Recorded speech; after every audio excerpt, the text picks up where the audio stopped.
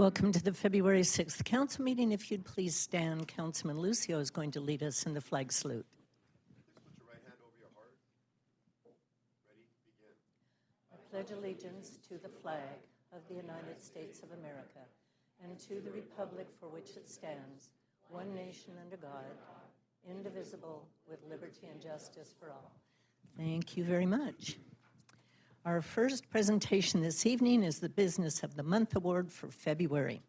Our standout Business of the Month is a family-owned restaurant that served the Chino community for 5 remarkable years. This Chino gem has become more than just a restaurant, serving as a gathering place for residents to meet to watch sports games, listen to live music, and host memorable events. The dedicated staff and owners pride themselves on excellent service to their customers, bringing smiles and delicious food to guests. For the month of February 2024, we would like to recognize the Patio, Grill, and Cantina as our Business of the Month. I'd like to call up owners Luis and Blanche Guerrero. If you'd please join me up front.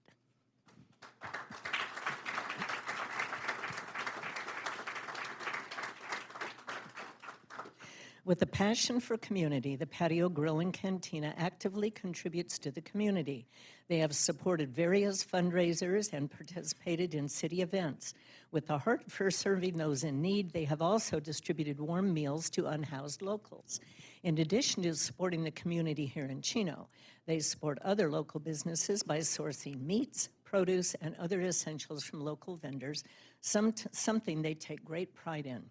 For Luis and Blanche, Chino is more than just a place of business. They have called the city of Chino home for more than 20 years and feel a deep connection to the city and our community members. They can't think of a better place to live, work, or raise their family. Please join me in congratulating the Patio, Grill, and Cantina for being our February 2024 Business of the Month. And I'd like to present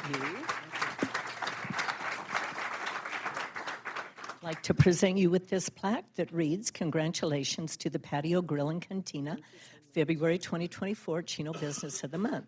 The City of Chino thanks you for being a part of the Chino community. It's presented today, February 6th, by the City Council." Thank you. Thank you so much. Go ahead. No, go ahead, baby. No, go ahead. You're not going to do it. We talked about this. She said she's going to talk. No, here. I'm very shy over Thank you so much. We appreciate it. No, there's got to be. There you go. Oh, thank you, everyone. Yeah. Right. Say a little bit more. Go ahead. She had it. Oh my gosh, these two. I apologize. Say a little bit about the business. Go ahead. Wait, Luis. No. We talked Here. about No, this. I'm not kidding. Here. We talked about this. They're watching us all on TV. No, go ahead. Go ahead. I can't. No, I stutter. I get nervous. Look, I'm already perspiring. My makeup is falling off. We went over this, honestly. Come on. We did. I called Karen. I said, do I have to say anything? You absolutely don't. Just smile and say thank you. Otherwise, I would have prepared something. But no, we truly appreciate it. We enjoy being at the patio. We enjoy making friendship with the patrons that come to the patio. And we just love Chino very much. So thank you so much for your support. We truly appreciate you guys. You did, baby. You did awesome. Okay. Thank you. See, it's like family, right? I'm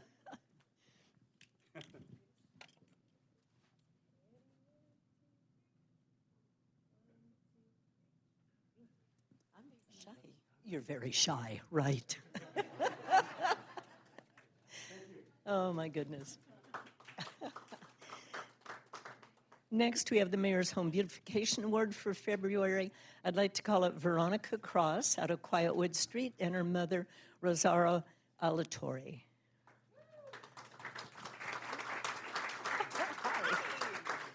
Well, I have 2 pen sets for you. Pins, rather. Here's 2 pencil and pen sets. We have a picture of your beautiful home.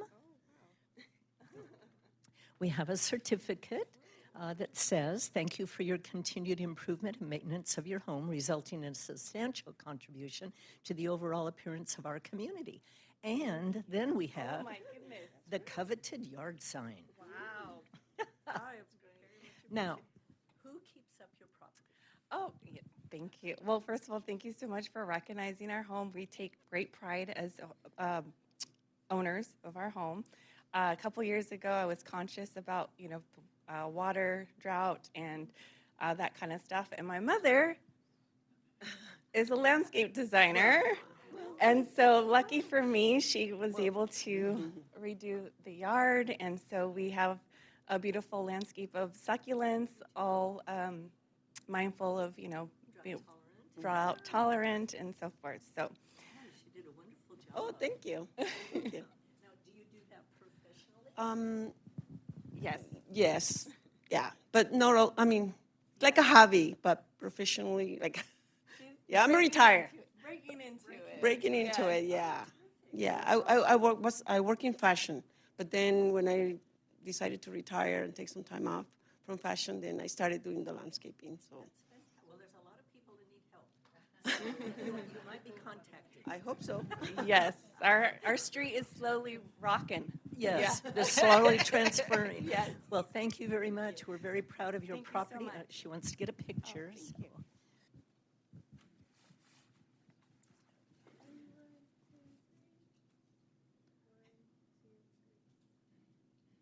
thank so- you. Thank you. Thank you very so much. Oh, you're welcome. You're welcome. Appreciate Can you it. get it I all? can't wait to put this in my yard.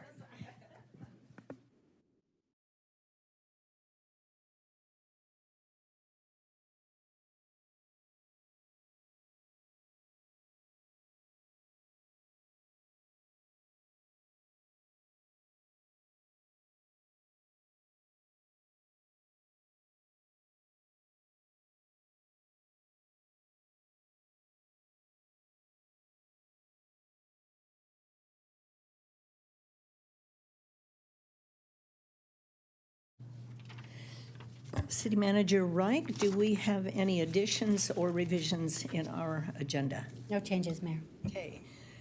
Within our packet this evening, there is the Economic Development Report. I encourage you all to access that. It has some very valuable information in it. Next, we're going to have a presentation called My Chino. See it, click it, fix it. Presentation this evening will be by Ariana Fajardo. She is our communications manager. Ariana.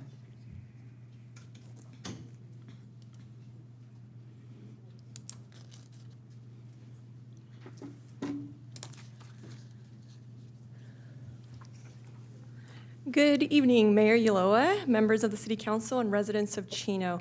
I am here today to share exciting developments about My Chino, our city's new mobile application. This tool is a leap forward in our ongoing mission to enhance community engagement and streamline how we address local issues together.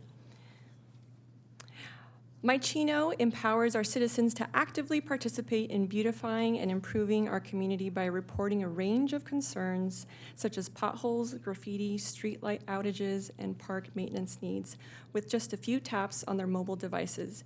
Users can submit a photo along with their request, providing visual evidence and context to better illustrate the issues at hand. Upon submitting a request, users can choose from a variety of request categories tailored to several city divisions, ensuring that their concern is directed to the appropriate department for a swift response. After logging a concern, users receive confirmation that their request has been received, followed by a notification upon resolution. Should there be a need for any additional information or follow-up, city staff can directly communicate with users through the app. A standout feature of the app is its geolocation capability, which precisely pinpoints the issue's location, making it easier for residents to report and for city staff to locate and address these concerns. Another highlight is the app's flexibility to adapt its homepage to link the most relevant web pages, phone numbers, and resources for our community's evolving needs. My Chino is not just our city's new mobile application, it's a gateway to a larger community-driven platform called See, Click, Fix. This platform has already garnered success in numerous communities nationwide, including several of our neighboring cities. This means that with My Chino, residents have the unique ability to report issues not only within our city, but also in any participating city. And in places where the app hasn't yet been adopted, reported issues can still be shared as notifications with local residents, fostering a broader sense of community and vigilance. My Chino fosters a sense of community by allowing users to view, comment on, and track other reported issues, effectively reducing duplicate reports. The user also has the ability to create watch areas, empowering residents to stay informed about requests in areas they designate. Additionally, the city can disseminate updates and announcements directly through the app in the form of notices, ensuring residents stay informed.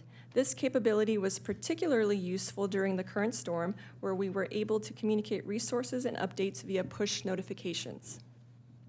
The launch of My Chino is a result of cooperation of various city departments and divisions, including code enforcement, community services, parks and recreation, IT, public works, the police department, and utility billing and administration. This collaboration has equipped our residents with direct, pocket-sized access to a wide array of city services, exemplifying our commitment to customer service. One example of this is the app's integration with our Public Works Department's workflow software. This integration means that when a report is filed through the app, it is directly fed into our Public Works team's existing workflow, aligning with our internal process without the need for manual data entry or transfer. This direct integration ensures that reports are not only received in real time, but are also prioritized, tracked, and managed efficiently. As with any new technology, there is a bit of a learning curve. We invite feedback from both the community and council members to refine and enrich My Chino. Our dedicated teams are continually optimizing their workflows to elevate the app's effectiveness and impact. Available for download on both iOS and Android devices, My Chino offers an intuitive, user-friendly interface designed to make it straightforward for our residents to report non-emergency issues. For those who prefer using a computer, the same reporting features are accessible on a desktop. In closing, I extend an invitation to everyone here to download My Chino and begin exploring its features. Your engagement and feedback are vital to its success and our shared goal of enhancing our city. And remember, My Chino is not just our city's app, but a statement, putting the power to shape Chino into your hands. Thank you for your attention, support, and I am happy to address any questions. Terrific. Thank you, Ariana. Any questions of Ari on the app? Okay, so it's rolled out now.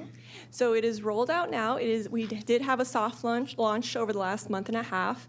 It is officially on our website. We're going to be pushing out a press release tomorrow, and we'll start to see a lot more flyers and social media posts in the coming weeks. Terrific. Mark, you have a comment? Yeah, this is a great program that you guys rolled out. I just want to tell our community, if you see a pothole or if you see graffiti on the wall, use the app. That's the only way we're going to know about it. It's the only way we're going to fix it. If you post it on social media like Facebook just to complain about it, we're never going to really know unless we're following social media. So if you really want to get it fixed and get people on this to make sure that our city looks good, get on the app and report it there, not on social media. Thank you. Good point. Okay, thank you very much. Let's see, now we have a presentation. I had requested last council meeting that we have an update from our staff on College Park. There's a lot of different things going on, and I thought the public might want to know the changes that are coming up in our future. So this evening we have a presentation from our Director of Development Services, Warren Morelian, and our Director of Public Works, Haijin Lee.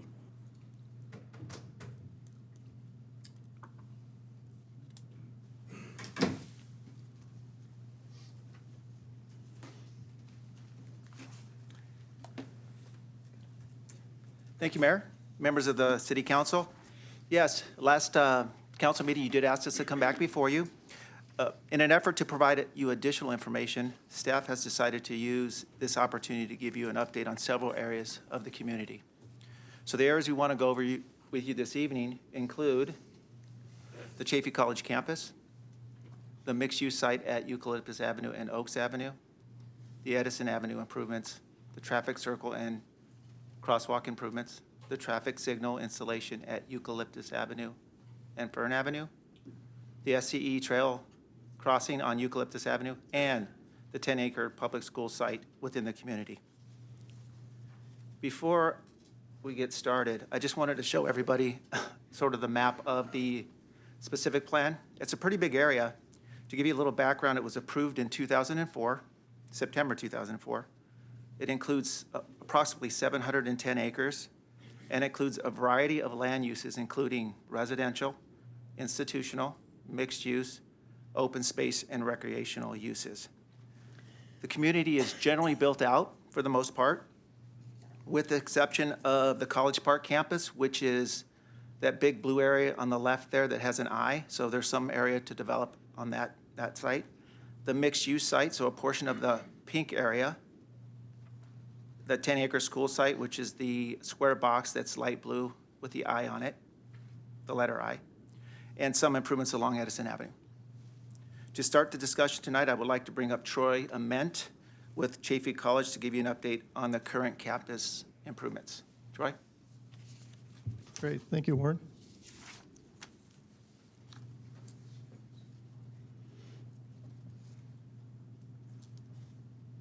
Good evening, Mayor, members of the City Council, city staff, and residents of Chino.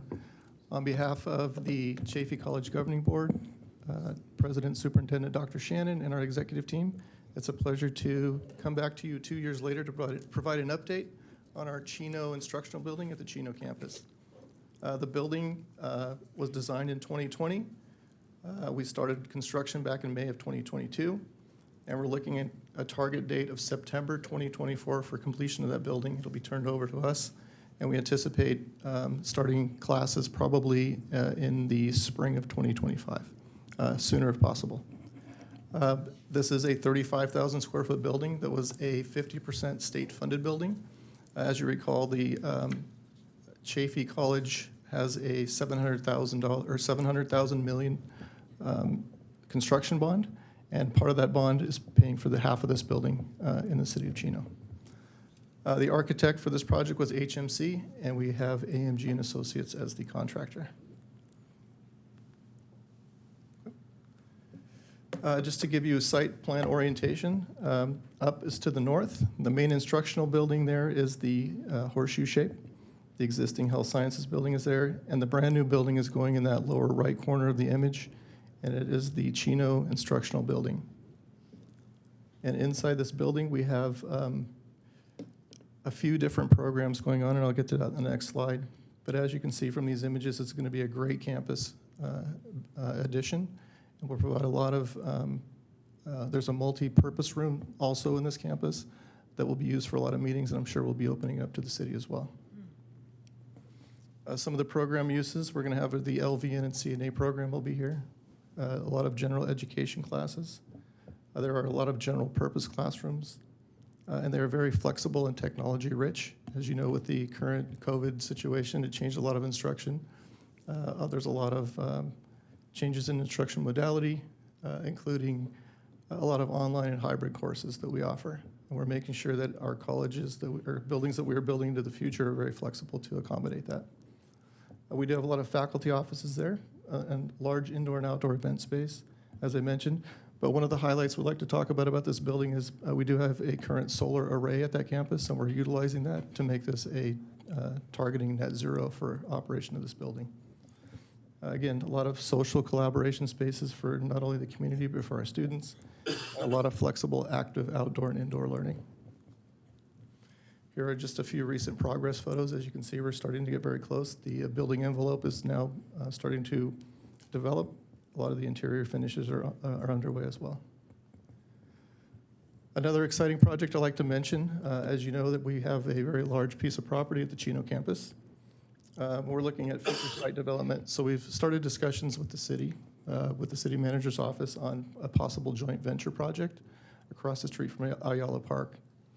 We acknowledge that you guys do have a lot of activity at that park. We drive by and see that the parking lots are crowded. There's an opportunity, we think, to work on some type of partnership and develop that area with possible additional fields, parking.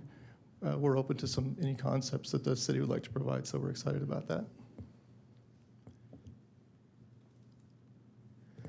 And the other exciting opportunity we have is relocating our aeronautics program. Currently, the aeronautics program is on our Rancho campus, but there's an opportunity to relocate it to the Chino Airport. We feel it's better for our students. That program is very successful. We have a lot of the big aerospace industry come to Chaffey and take our students. We felt what a great opportunity. We've worked with the San Bernardino County Airports on a 6.5 acre parcel that we're interested in developing along with them. And it would be right there off of Merrill and Sternman Drive. So we're looking forward to that as well. And with that, I can open up to any questions you might have. That's exciting about the airport, because I know they're predicting quite a shortage in airplane mechanics and Correct. pilots. Correct. Yep. Any questions or comments? Mark? No. So right now, correct, the students aren't fully back in class? Our current modality right now is 40% in-person, 60% online, with a goal of getting that to be 60 in-person, 40 online. Now, the other campuses that are the other community colleges like Mount Sac, and are they in the same type of formula, or are they fully back at school? And they're in the same formula as well, pretty much statewide through the community college system. That seems to be the desire of the students. They're driving how we deliver instruction. We put the catalogs out. They're signing up for the online more than in person. But the advantage we have with the Chino campus to activate that campus a little bit more is the lab components of the nursing require in person. So we'll make sure we get some more students back on campus there. And we committed to the development that was planned to go across the street a long time ago, that we'd make sure we had students to help support some of the services that we had talked about having as far as food amenities. I appreciate it, thanks. Thank you very much. No, thank you all for your time and your support. Good update. Thank you, Troy. So the next discussion topic before you is the mixed-use site, as you can see on this graphic here. The Planning Commission approved 3 commercial buildings and a community church in 2022. So if you look at the slide or the exhibit on the right, that shows the site plan of the mixed-use site. There's a main commercial building that sort of butts around the roundabout, and then there's 2 commercial buildings north of that, and then the community church is at the south there of the slide. So staff recently spoke to the owner of the site and was informed that construction of the church and the main building are expected to occur in March and April, respectively, of this year, with the completion of the buildings anticipated early in 2025. So they're going to start soon.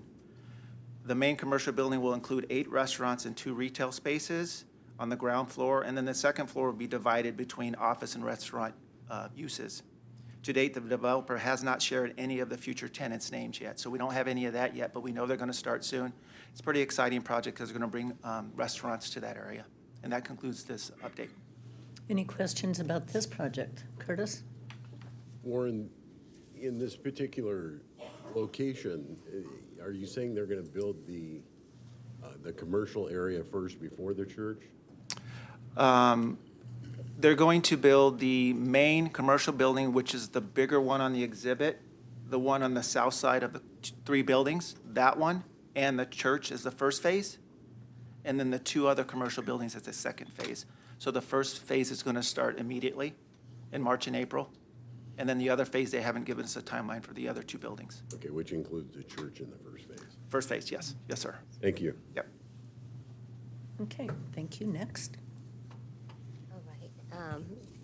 Good evening, Mayor and members of the council. Thank you for the opportunity to report on the infrastructure improvements as part of the College Park development.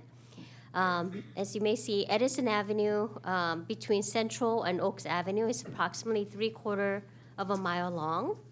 And Lennar's contractor is performing the work. And so far, they completed the roadway widening, relocating the overhead utilities. They're mostly Edison poles and other overhead communication lines, and storm drain installation, recycle water line, and traffic signal modification along Edison at Central and 12th Street. Lennar's contractor is still working on installing the landscape in the median and the parkways. And after landscaping, the pavement will receive a final asphalt cap with new striping. The Edison easement landscape was not part of the condition of the College Park development, so staff is exploring options on how to program and fund the landscaping in the Edison easement area. The traffic signal in Oaks and Edison will be complete when Oaks avenue between Edison and Freedom Improvement is complete.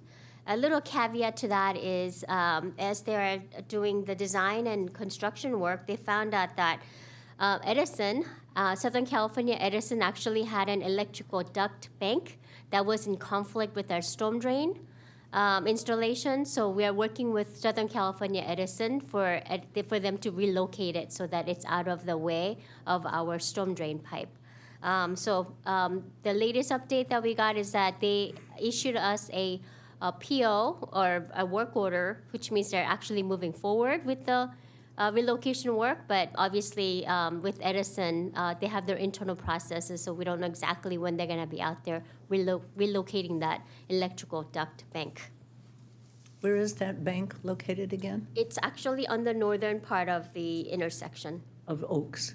On Oaks, Okay. yes. Okay, and we have this iconic roundabout or traffic circle. It's only one of its kind in city of Chino. And it's right next to the Chaffey College as well. The planned improvement include the new ADA compliant pedestrian curb ramp and crosswalk with activated flashing beacons as an enhanced pedestrian safety feature, and new street lighting, new landscape to improve sight distance for motorists and pedestrians, and pavement rehabilitation all the way around, and new signing and striping.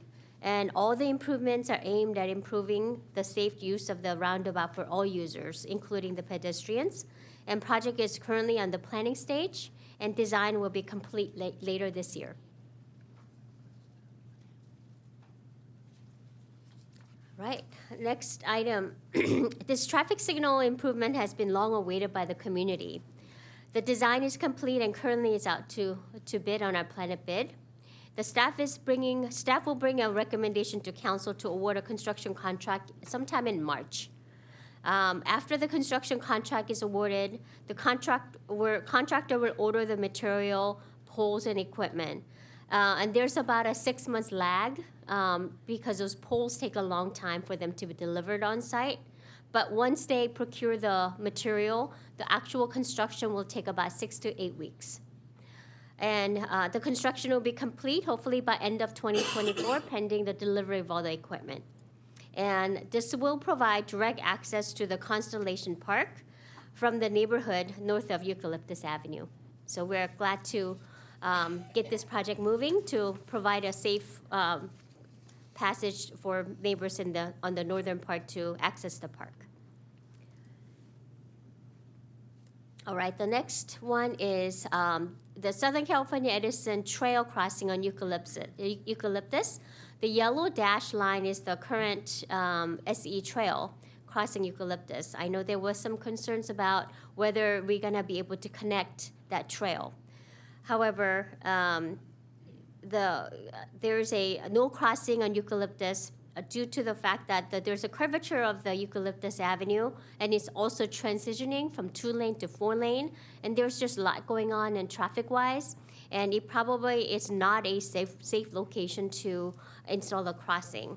However, there's about 400 feet away on Chaffey and Eucalyptus, there is a signalized intersection where pedestrian could cross any direction with the protected traffic signal and the crosswalk. Southern California Edison and San Bernardino County flood control maintenance access will not be impacted, so they could still continue to maintain their infrastructure there. So this includes the conclusion of all the infrastructure update as related to the College Park development. I have a question for you on signalization. Yes.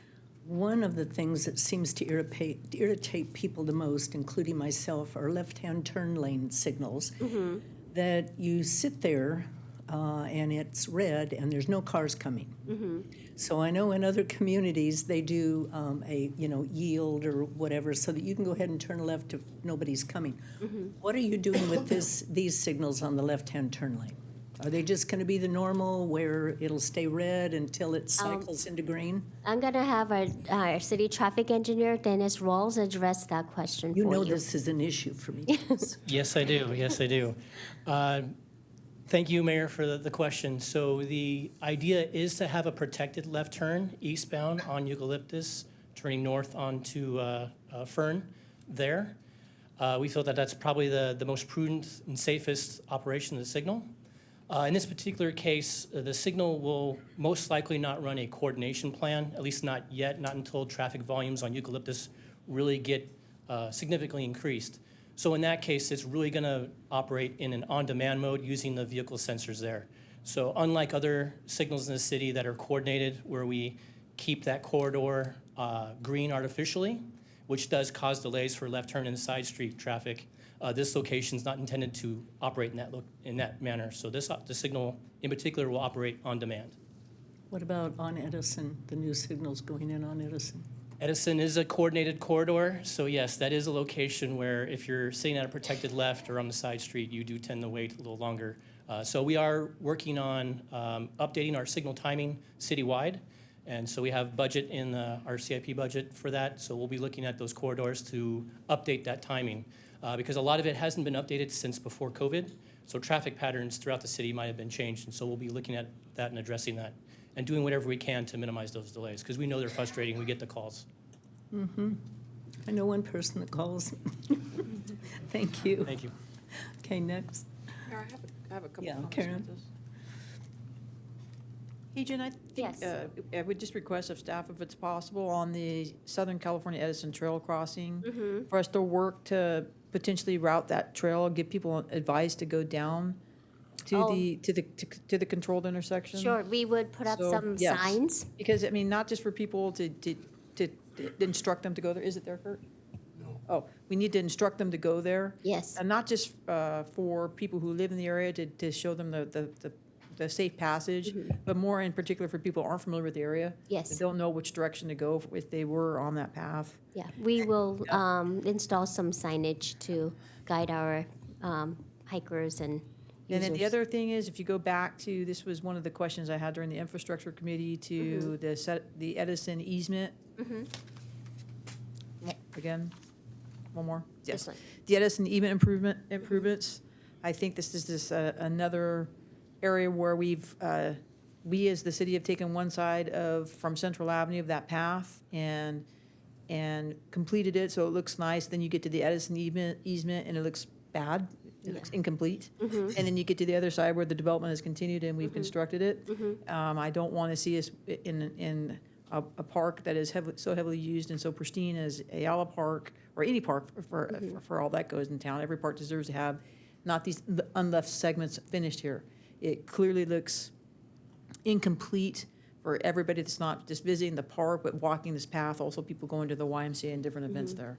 So I would like to recommend for staff to come up with a plan to make sure that we work with Edison to complete that. Yes, we will do that. Thank you. Thank you. Do we have any estimate on what it's going to cost to landscape that strip?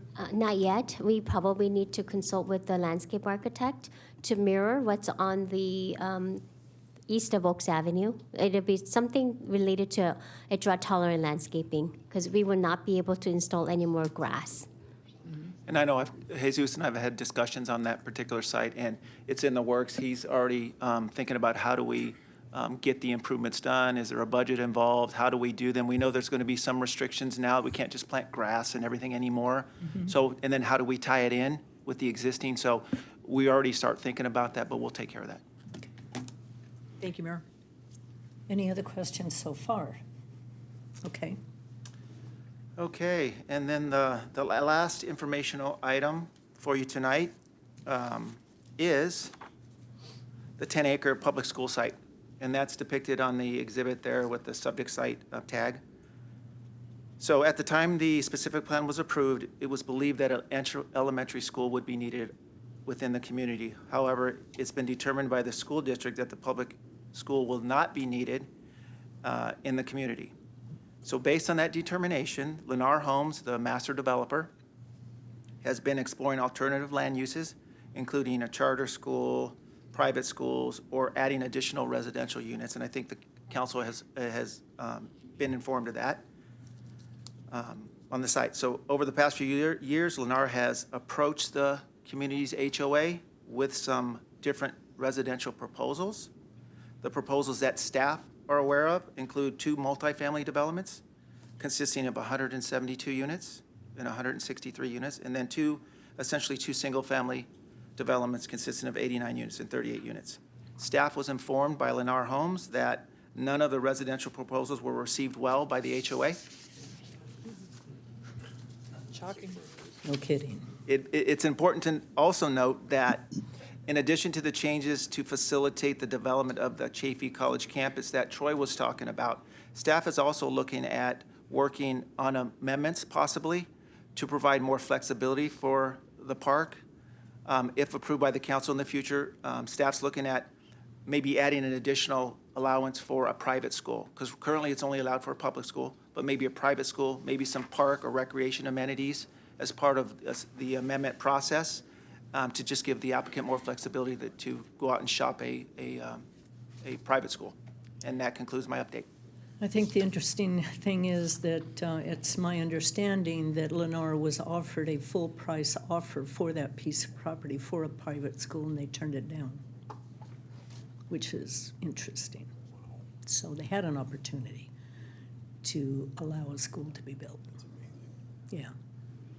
Well, we've heard loud and clear from the residents in that area that they were promised a school, an open site, no more homes in that area. And, this council has taken a position that will honor our general plan, and the general plan does not allow homes to be built there, in spite of the fact that that's what Lennar apparently is intending to do. Council comments? Well, could we have 2 HOA members here, so. Well, I'll open it up to them after council comments, if that's okay. Yeah. No, I also feel the same way. I think we should stick to the general plan. This was designed for a school. We should try to get a school there. If we can't get a school there, some sort of open space. But I don't think building high-density housing in the middle of a community would only disrupt that whole community. And I think we would cause a bunch of traffic issues because people would be parking in front of everybody's home. It would be completely disruptive to this whole community. And the community right now it's a beautiful community to live in. And I would really hate to disrupt the lifestyles of individuals because a developer wants to come in here and develop high density because, quite frankly, they just make more money doing it. That's all the comments I have. Well, we've talked, at least I know I have talked about it, exploring the zoning on this property so that it's not restricted to just Chino Valley Unified School District. And I know there's a thought that we need to wait for the general plan update, which I disagree with. I think if we have an issue that needs to be cleaned up, I think we can do independent projects without having to wait for the whole update. That's just my personal opinion. Any other council comments? Chris, do you have anything? Karen? I do, Mayor. I think that I agree with the comments made by you, Mayor, and Councilmember Lucio. I don't think there's any reason for us to defer from it. I also, when I look at this piece of land inside this community, I'm also not opposed to, if you were talking about doing an amendment to it, Mayor, us also considering us as a city, hopefully potentially acquiring the land, just leaving it for open space at a different time. There's no reason for us to have to construct out every square corner of our community that's not compatible to other locations. I don't blame the residents for not wanting higher density houses there. There's a very nice quality of life there, and with the things that are coming over in Chaffee College and the other construction there, could potentially already be impactful to their community in different ways. And should the city or this council decide that we want to acquire the land and maybe look at it for a different use, either passive park or between the NAC and the preserve, we in the future might have more of a need for uses such as a facility for recreation where we could program recreation there or different things. So I think there's a lot of options out there if we wanted to do that, but I just throw that out for public consideration and council consideration as well. Well, and if we have the right zoning, there could be the flexibility there for that. Correct. Mm-hmm. Curtis, you have anything before I? Okay, public input. I know we do have 2 members here from College Park HOA. Would you gentlemen like to say anything this evening? Now, neither one of you are short on words, I know. I'm not speaking, but members, but I'm not here tonight. Introduce yourself. I'm Paul Molinaro. I live in College Park, have for the last 4 years. I am on the board of College Park, but I'm not here speaking on behalf of the board, of course. As a board member, though, I know a lot about this lot. I also look out my bedroom window and I'm looking onto that lot. When we bought our house, we were promised a school. That was the deal. I think that I'm speaking for myself and a lot of the residents that I speak with about this. There's a special assessment, and I think a lot of people are going to be very upset that they find out they've been paying extra assessments for a school that they thought was going to go into their neighborhood, and it didn't. And I realize that the assessment goes for all the schools, and that's the answer that you're going to get. But the reality is everybody kind of thought, I'm paying for a school that's going to be in College Park. The other thing that I think needs to be addressed is that the 10-acre lot is actually not part of College Park. So if you were to build houses on there, as Lennar kept wanting to do with us, it's not automatically going to be part of College Park. It's not part of our HOA. It would be a standalone HOA unless like 4/5 or something like that of College Park votes to annex it. And we can't even get 10% of the people to vote on anything because people just don't vote. So that would end up probably going to some kind of court and having it to be annexed that way, which would be extremely expensive. So it's a good chance that if Lennar does get to build, it's going to be its own little HOA in the middle of our HOA. And that'll create nightmares as well, as because we pay for the entire surrounding area and upkeep and everything else, including all the parks and the clubhouse, and then we'd have a nightmare. I strongly urge the council to stay on course. We are very much appreciative that we're getting support from you guys and helping fight Lennar, because they're not used to somebody telling them no. And they've made that very clear to us. They did not play. They were playing hardball with us from the get-go about how putting those homes in, and we said no. Now we have, with you guys hopefully having our back in the long term, that'd be great. I like your idea of not doing anything. That's fine too. There's no rush. It's been that vacant the whole time. Take time and let Lennar sit on this. It's just, and maybe they'll make the right decision and turn it over. And if we can get a school, a private school, that'd be great. It doesn't have to be a public school. And that's all I have to say. Thank you. Thank you for the time. Larry?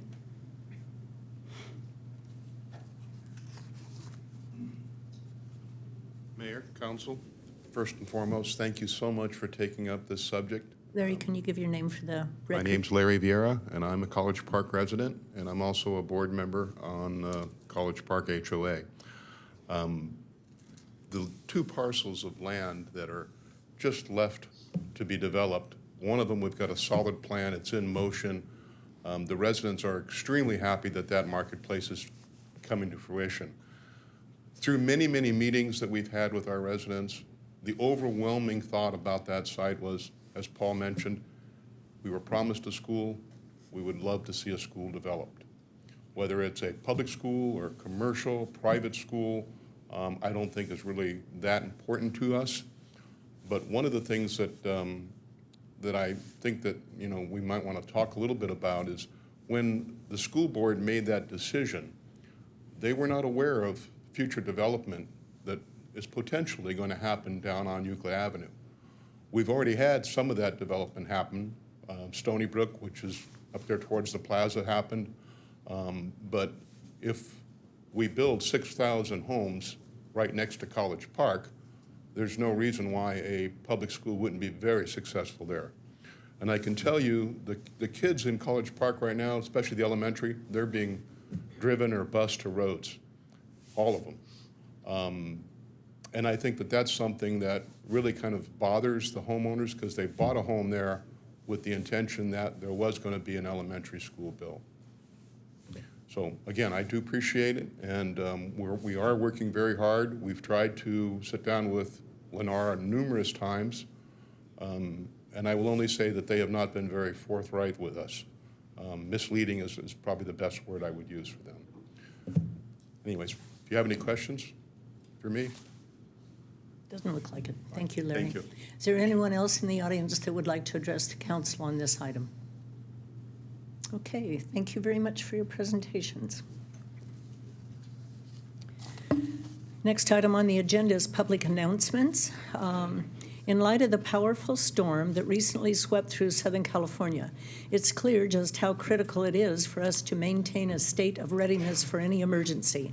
To that end, I strongly encourage every resident to sign up for Chino Notify, the city's emergency alert notification system. By doing so, you'll receive timely and critical information that could make all the difference during unexpected situations.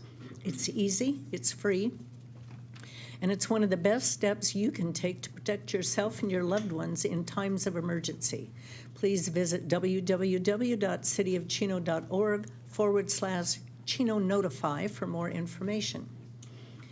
Next, the Chino Youth Museum is hosting its annual Derriere 5K and Fun Run on Saturday, March 2nd at 8 a.m. This year's race theme is May the Force Run With You, and you are encouraged to wear your favorite Star Wars gear. The Derriere 5K is the biggest fundraiser for the Chino Youth Museum. Your participation and support enable the museum to continue providing high-quality educational programming for our children. For more information, please visit ChinoYouthMuseum.com. We also invite everyone to our second annual Chino Days Festival on March 16th from 2 p.m. to 8 p.m. and March 17th from 11 a.m. to 5 p.m. at the Chino Civic Center. This free, family-friendly event celebrates Chino's culture by celebrating Chino history, arts and crafts, food, live music, and so much more. We would like to invite students to participate in the City of Chino's Art and Writing Contest in partnership with the Chino Cultural Foundation. All submissions are due by February 16th, and the winners will be announced during our Chino Days event. Learn more by visiting cityofchino.org/Chino Days. Okay, next on the agenda is public comments. This is the time and the place for the general public to address the council on items that are not elsewhere on the agenda. Due to council policy and Brown Act requirements, action will not be taken on issues that are not on the agenda. This is in accordance with Ordinance Number 97-08, Chino Municipal Code Section 2.04.090. That limits speakers to no more than 5 minutes in which to address the council, except as provided under Government Code 54954.3B2. Our first written request to speak is from Pastor Lon Wagner from Cross Point Church. All those who wish to participate in an invocation, please stand with us now.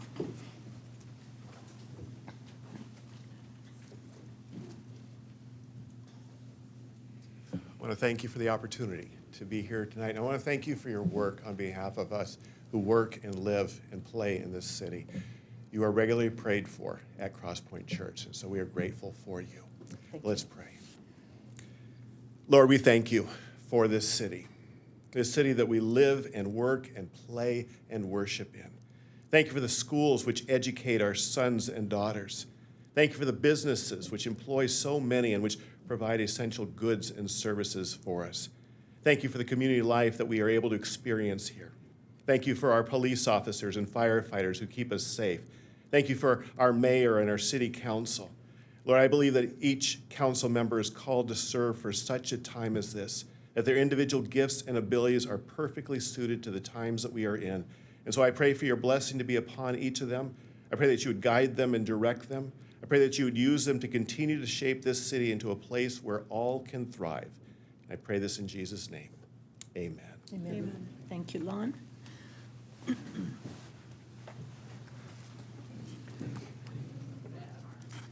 Okay.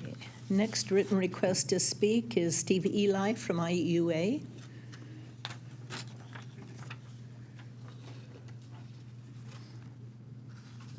Good evening, Mayor, Council, citizens.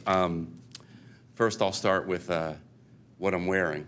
It's a special sweatshirt. I don't know if you can see it, but given to me by our collections team. They're very proud of what they do. They keep things going so you don't hear about any problems. And actually, the item that the mayor first mentioned in the public announcements is what I wanted to talk about a little bit tonight.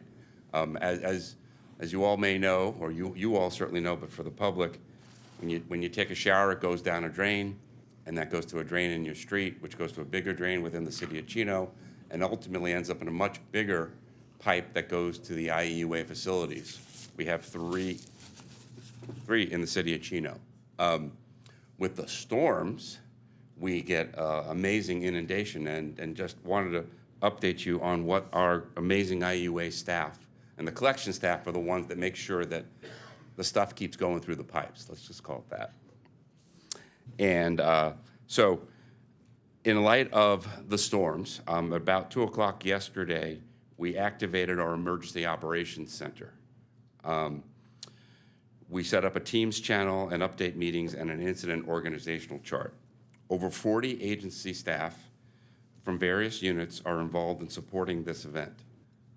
In a coordinated effort led by Scott Lenning, our Manager of Operations and EOC Incident Commander, we set up a systematic and cooperative approach to facilitate and make sure the sewage collection systems and treatment facilities were appropriately staffed to ensure the treatment of wastewater compliance while keeping safety of staff primary. As an example of the storm's impact, on Monday at around 2:10 p.m., facilities were receiving 82,705 gallons per minute of wastewater, leading to a daily influent flow of 102 million gallons.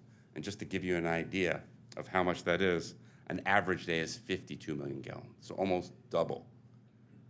So our staff have been working diligently overnight, working on these. This included personally staffing each of our operations. Here in the city of Chino, that's Regional Plant 2 and Regional Plant 5, as well as the Carbon Canyon Waste Recycling Facility. Those are being monitored around the clock while this event is going on to ensure that we comply with our permits, basically the National Pollution Discharge Elimination System, or NPDES permit conditions, which includes conditions on flow, turbidity, chlorine residuals, and other factors that could affect plant operations. We also work to divert flows to open storage. You may have seen some of the big pits we have at the various facilities as an overflow. And working with our mutual aid partners, which includes the city of Chino, and working with the city of Fontana to move some gates that flow into Regional Plant 1 in Ontario right off the 60 freeway, and work to reduce flows. Our staff is continuing to monitor the situation, but as of this morning, and I think as I sit here now, or stand here now, all facilities are in good operating condition, and no safety or compliance issues were experienced. Now, I read in Los Angeles County today, I got a notice that they had an 8 million gallon overflow into the ocean. Wow. So, you know, the things you don't see, people don't think about. But I'm happy to report that everything we've set up and made sure of, you won't read about it here in Chino. You won't read about it here in the IUA service area. Our dedicated staff across the agency, from the collections people to engineering to planning, everybody is working to make sure that when we have these crazy storms, right, the water gets in somewhere, right? It's some in the city pipes, some in ours. We don't know, but it's getting in there. And the sewer system the storm drains only take so much in. So I just want to report on that because obviously it's timely and it's something that people don't usually think about, but it's very important to us and obviously to you and to all of your residents. Well, Steve, I was going to ask you, you know, we think of the sewage treatment system with closed pipes, you know, going from the house to the sewer system down to your plants.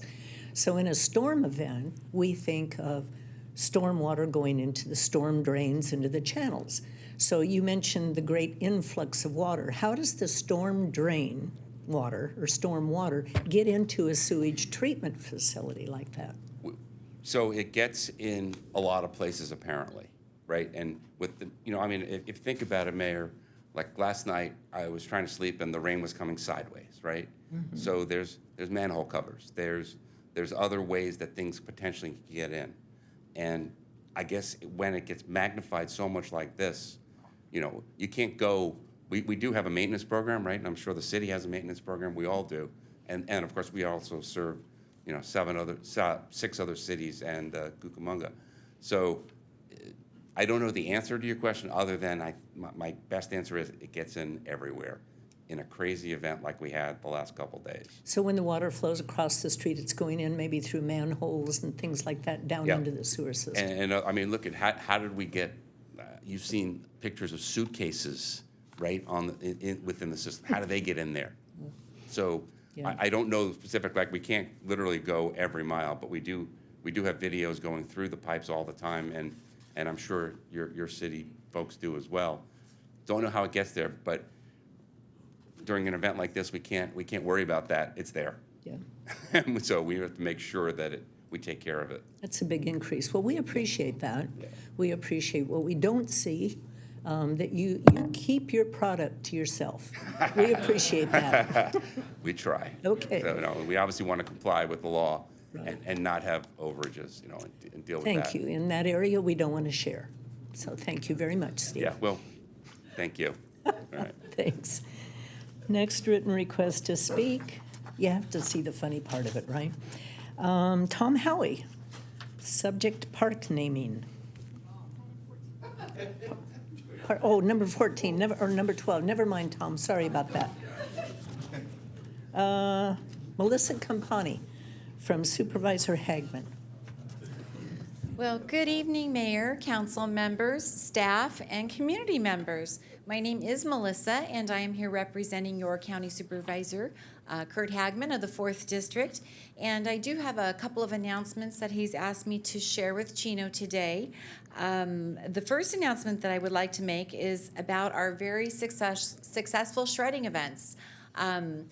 Just a little information, our last shredding event was actually held in Chino Hills, and Supervisor Hagman would like to thank all of the residents of Chino who kind of came on over and crossed the border and brought their shredding materials. It was a very busy and successful event, and it's always a good day when we can get some of those materials off of people's hands and help them keep their information safe. And so our next event will be taking place in the city of Montclair, our neighbors in Montclair, and the address is 5111 Benito Street, and that's at their city hall. So the date of this event is Saturday, March the 16th, so right before St. Patrick's Day, and the event starts at 9 a.m. and goes until noon. Now, the key is you may not want to be there right at 9. It tends to be very, very, very busy. People are waiting. You don't want to wait too long because we do typically have 2 trucks, and we will stay until noon or they're full. So if they happen to fill up, then of course we can't take any more. So the key to that, I think, is probably getting there about 10 a.m., letting the first crowd go first. And it's also a good idea to sign up on Eventbrite. Under Supervisor Hagman, we do have information that we have to take, and it just makes things go smoother. It's not mandatory that you sign up, and it doesn't really get you in front of anybody in line. I can't really picture us moving. We're good, but we're not that good, moving cars in front of each other. So if you could just take a moment and sign up on Eventbrite. You can also find Supervisor Hagman's events listed on Eventbrite, and if you want to follow him on social media or Supervisor Hagman, 4th District Supervisor. It's always a good idea to get a hold of these free events. Thank you very much. Thank you, Melissa. Those are the only written requests I have to speak on items that are not on the agenda. Is there anyone in the audience that would like to address the council on any item that's not on the agenda? Okay, seeing none, then we will move on to the consent calendar. Do any council members wish to have any items pulled for discussion? Okay, then I would entertain a motion and a second, please.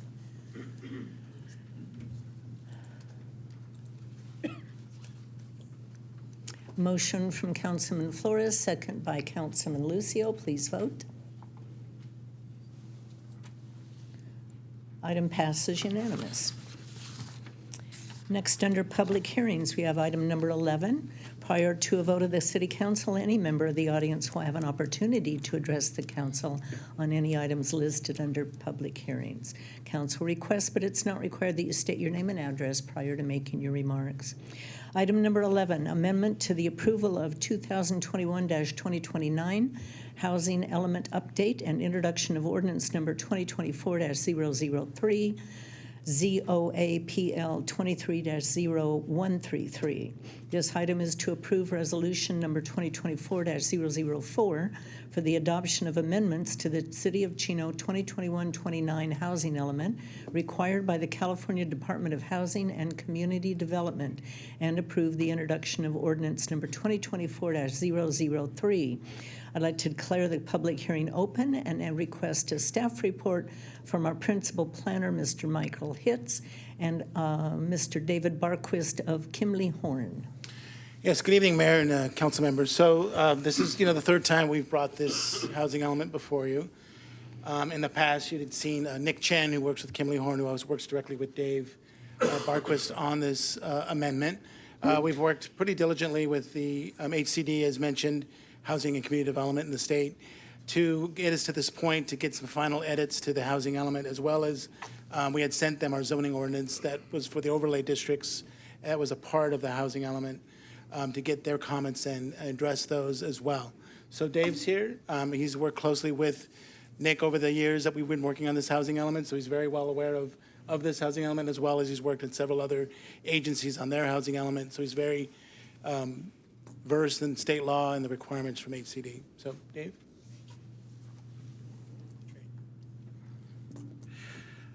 Thank you. You see before you the agenda item, and I just want to say, starting out, is this process is very unique from the other cycles, the 6 cycles. If you look at, since 2017, new state laws related to housing, it's in the triple digits, so well over 100. And so the process is a lot more rigorous throughout the course of this 6th cycle. We have a number of jurisdictions that are still in non-compliant status. And I actually have a note of those just for your curious. San Bernardino County, 11 of the 25 are still out of compliance. Riverside, 8 of the 29. Los Angeles, 30 out of the 89. And Orange County, 15 out of the 35. So there's still a lot of work to do, and it's really a cause of not from the lack of care or diligence by staff or council, et cetera. It's really about the new requirements in state law, AB, SB, what I call the alphabet soup of ABs and SBs that we have to deal with. So that's a lot of the challenge that you see before you. But as Michael had said, third time's a charm. So we think we're going to get you right to the home plate here. So just give you a little background. I know you've seen this. This, I think, is an annual event that we've had for the last few years with you. From the initiation of the housing element in 2020, developing the plan, the process, the analysis, and in the 300 and some odd page document that you have before you, is doing the conducting community outreach, looking at analysis and tools, et cetera, to tell the story about your community, look at policies and programs, and come up with a draft housing element. That in late 2021, 2022, that came before this body and the Planning Commission for approval. Subsequent to that, it's gone back and forth with the state. That's why you've seen it a few times. It's after these iterations through the state to where we are today in December of this past year. Went before your Planning Commission for a recommendation for your approval. And the drafts that you see before you today are a reflection of those final comments from the state. And as a note to the end of the presentation, that the state is happy with the responses and you should be in good shape. But I'll get into those details in a moment. So giving you a overview of the state's comments, this is in the last round, so you're pretty close to being there. These are some details that are related to, like I said, that alphabet soup of laws, in particular AB 686, which is affirmably furthering fair housing. Say that 3 times real fast. Essentially what it's looking at is a new state law. It's pretty comprehensive, looking at access to opportunity for folks. So for example, if you're looking means to move from, say, an apartment to a home in the future, or a young person, having those opportunities for growth and changes of your housing conditions. And so we have to go through that process, is do a lot of local perspective and what the on-the-ground conditions are. So the state had asked us to really beef up that analysis. In addition to that is providing clear goals, metrics. These are the actions that you'll take in the planning period that'll address those fair housing issues. And so what they wanted, some more specificity in that, clear metrics, and really used as a tool for you to measure success over time. And so that was the intent.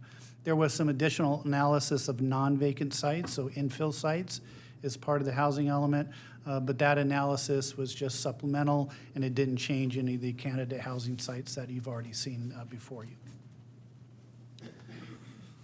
In addition, the state had asked from some reductions in the accessory dwelling unit assumptions, and that was based on past performance. Is the rule that they use is how you did in the past is a measure of how you can do it in the future.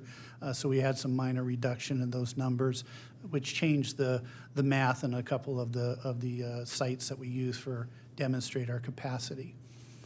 We also, as required by state law, zoning for a variety of housing types consistent with what the law requires. These are just a variety of things such as transitional supportive housing, among others, that you have in your community. Provide those options for the need, existing need, and future potential need for your community. And then finally, on this screen, the evaluation of the processing and permit procedures, looking at the hoops, if you will, that developers and applicants have to go through, and if there's any assessment of a constraint that may entail, and looking at timeframes for review, among other things, as part of the process. One of the other comments, because the state required you to have a fully compliant housing element, that you have to do the rezones. That's a new requirement of state law within the 120 days. If you don't adopt it, this is 2021, is that any rezones or any requirements, you'll have to do those before the state creates you in full compliance. And so that's what Measure Y did, and that's what you'd subsequently done, and it was approved by the voters. There was additional outreach that was done. Any iteration with the housing element has to go for public review for a 7-day period to make sure that you're covering all of that, and we did that as well.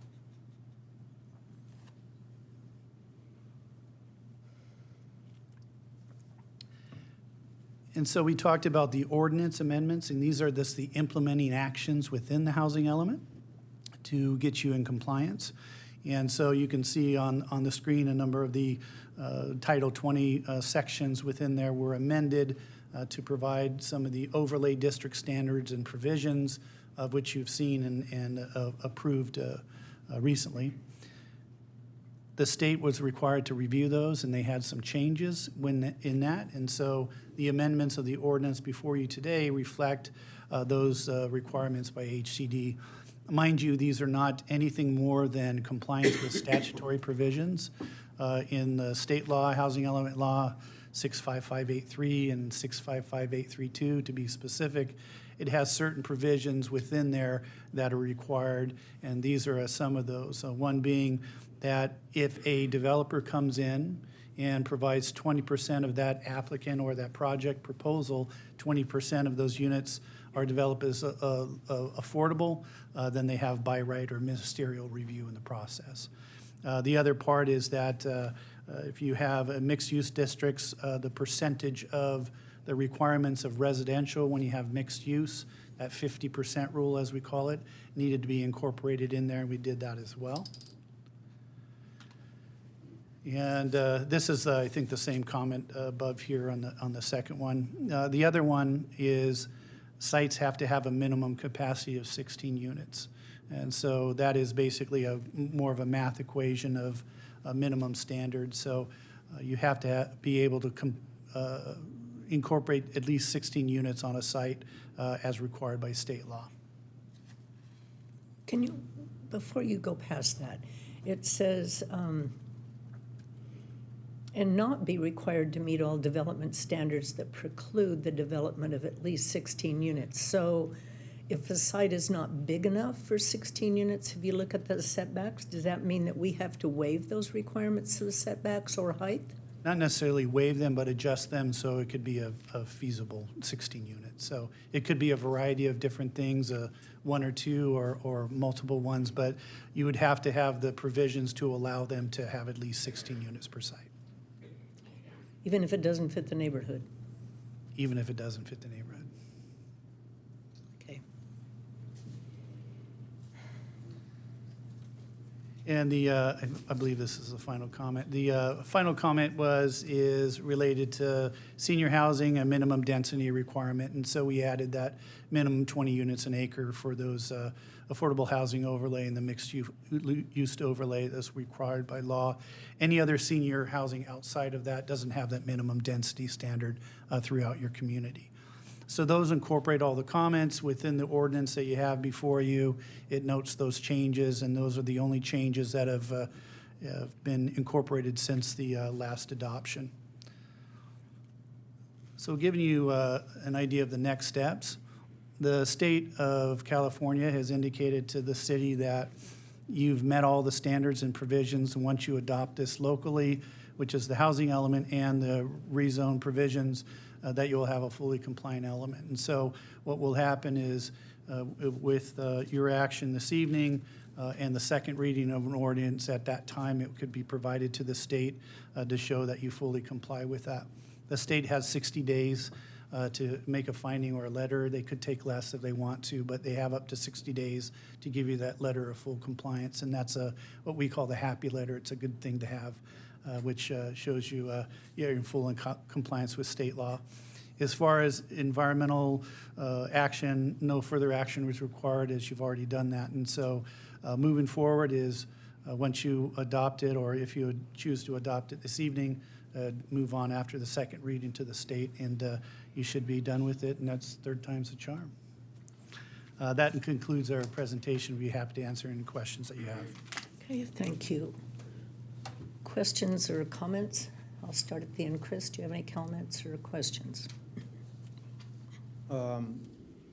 First of all, thank you for the presentation. And yeah, 3 years already, right? We're at the 3-year mark, so good to see you guys again. But I guess the first thing I would bring up is, you know, we received an email, and it's also mentioned in the staff report, just the concerns that our planning commissioners brought up, and just the you know, the possibility of you know, in terms of mixed use overlay, the possibility of those property owners you know, building up to 100% of residential, and just that concern of the possibility of losing our, you know, some of our retail that up and down Central, but there's also other sites that are mixed use, you know, throughout the city. Can you guys just touch on that and you know, share your viewpoint on those comments? Yeah, so we did have that comment from the Planning Commission. There we go. It's important to note that, you know, going back and trying to revise this housing element or the ordinance at this time would restart the clock in a lot of ways. It would require at least several months, potentially a year, being out of compliance with our housing element, which has other impacts related to getting grant funding and other things that we're working on. We understand the concern. Most of the sites, too, if you look at it, they're either vacant sites or underdeveloped sites or sites that have a lot of vacancies. So we're very cognizant. We went through this with council at the time to make sure that we looked at sites that really needed some synergy brought to the area. The thought being that if you bring some residences that may help with other commercial developments nearby. We did add some capacity into the system as far as the number of total possible affordable units that could be built. But you start to dwindle that down by rezoning sites or changing sites. You either have to find other sites, which could then re-trigger Measure M again, going back out for another vote. So there's a lot of pitfalls in going back and looking at that.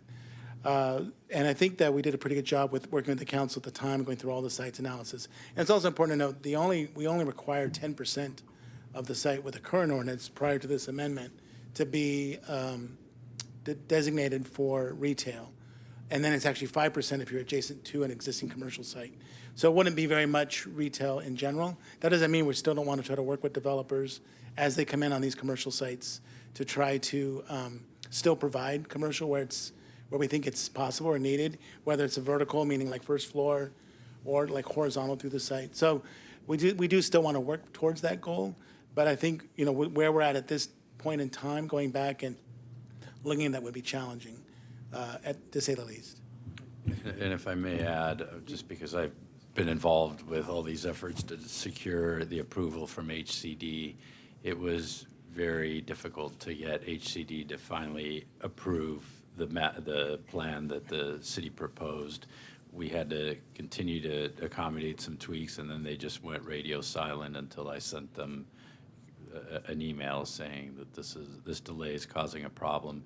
If you don't have a certified housing element, there are some tools that some developers can implement that basically force development that is higher density on a city, called the builder's remedy. So any further delay, you're exposing yourself to those type of opportunities, and I know that getting the approval from HCD to make those changes would be very challenging. And I think another important note is the overlay is an overlay, meaning the underlying zoning still remains. So if a developer wants to keep their commercial development and build it as commercial, they absolutely have the right to continue to do that. This would just give another opportunity to put housing on the site versus doing commercial development where they may already be zoned for. And David mentioned to me, it's important too, we do an annual report to the housing element each year that comes before the council, so we can update you annually on what the status of with the different developments and where we're at with that each year as you go through the cycle through 2029. Chris, let me follow up and ask one question. Let's say we get a developer that comes in and they want to develop just housing on a site that we have an overlay on. And it's a critical commercial site that we don't want to lose, but we want to add the housing element to it. Since the original zone is commercial, if they come in and they want to completely change it and do 100% housing, because the underlying zone is commercial, can we turn that down? If it has a negative impact on our community? Yeah, the ordinance would require us to allow them to do that based upon state law. The overlay essentially gives the property owners that option. So if the property owner works with a developer that wants to do the option of the higher density housing, that would be an opportunity. Okay, go ahead, Chris. Just one more question and a comment. Up until this point, has the city incurred any fines or anything like that for not being in compliance? No. So no fines, okay. I guess the last comment I would have is just, I don't know, I think it may seem worth considering. We have the buffer, right? What's the buffer that you guys mentioned earlier that we have? We identified 146% of the required number of affordable units. That's tricky because it's just sort of an estimate on what could be developed as far as the affordable count is considered, not necessarily an exact math. So you start pulling sites away, that number could change differently depending on which sites you decide to pull out of the matrix. Yeah, so I understand the urgency, right, to get this done because, I mean, builders can work around it currently right now because we're not in compliant. But I also think it's worth considering looking at a couple of sites since we have that buffer and identify whatever X amount there is, just to save that retail, for the future, for our future residents and for the city as well. But those are my comments for now, Mayor. Thank you. Mark? So the proposed sites that we have right now, when we talk about this 146% that we have, does that include the Stark property or is that without the Stark property? There doesn't include that piece. There is the piece that's in front of the prison that was identified as a potential surplus site. That site is included in there, which I When think you that might be say what in you're talking front about. of, is that the property north of the Stark site, or are you talking about Yes, CIM? CIM between the Stark piece and College Park. That strip right there. Right, so if we were to acquire the Stark property, we would then be able to technically include a larger portion. Because my only concern is so I'm torn in two different ways. One, with Councilman Flores' comments that we could potentially have a commercial site that all of a sudden completely turns into residential and it throws the whole neighborhood off. But then at the same time, then we run the risk of what happened to us on the low density or the high density apartments that we just approved, that the Planning Commission approved because we didn't have something in place. They came in and they went with the minimum of 5%. They went with the minimum amount of parking spots, which we already know causes a great deal of problems. In fact, in the Infrastructure Streets Committee that we had, we're even looking at redoing a certain street because of high density off of Fern Avenue that they're impacting the neighborhoods to the west of them. So I'm torn because I don't want to have something and have a developer come in and do the same thing they did to us in that high density apartments. But at the same time, I don't want to lose my shopping centers. So my only concern is if we have a potential of acquiring, because it looks like we probably will be getting the Stark property, if we have time to, maybe later on this year, if it is finalized and we do get it, that we can maybe change some zoning and some key commercial sites so that we don't completely lose them and that we do have some sort of language in there that a certain percent has to maintain commercial as opposed to allowing them to turn the whole thing into residential. So I could respond to part of that question. If the city owns the land, you take advantage of the zoning that exists. And to the extent that the voters approved an overlay, you get to choose what is developed there. Just like the current owner chooses what is developed. Obviously, if the city has the control, it can make that determination.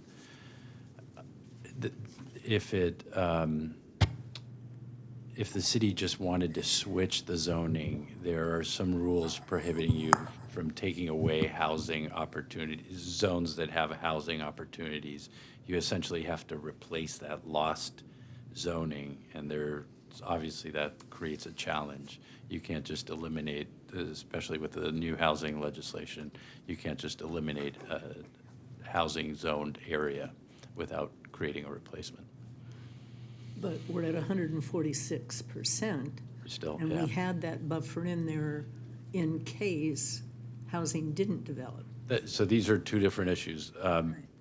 Complying with your regional housing needs, minimum housing units, you have that buffer. Removing residentially zoned properties is another requirement you have to stay away from unless you replace it somewhere else. You have to swap it. Right. Okay, Karen? Thank you, Mayor. Since I joined the League of California Cities as a member of the City Council, I think that anybody that reads the term by right and anything coming forward legislatively should be concerned. I think that by right, when the state uses it, is a means by which we are using to bypass zoning ordinances and laws and different things like CEQA and other things that are in place for us for a reason in our community. And I'm currently aware that this by right process is also the subject of some mental health legislation that's coming our way, to the state here very soon. I share all the concerns that have been stated here tonight, including the fact that there are a couple of different issues here, and I am questioning how the overlay is protecting our underlying zoning with what it is we're trying to accomplish here this evening. So I'm not a fan of the language that's been put in there. I also wish we would have known that that by right language was going to be added and mandated for us when we started doing the overlay, because I think we may have reconsidered some of the locations that have been spoken about here this evening.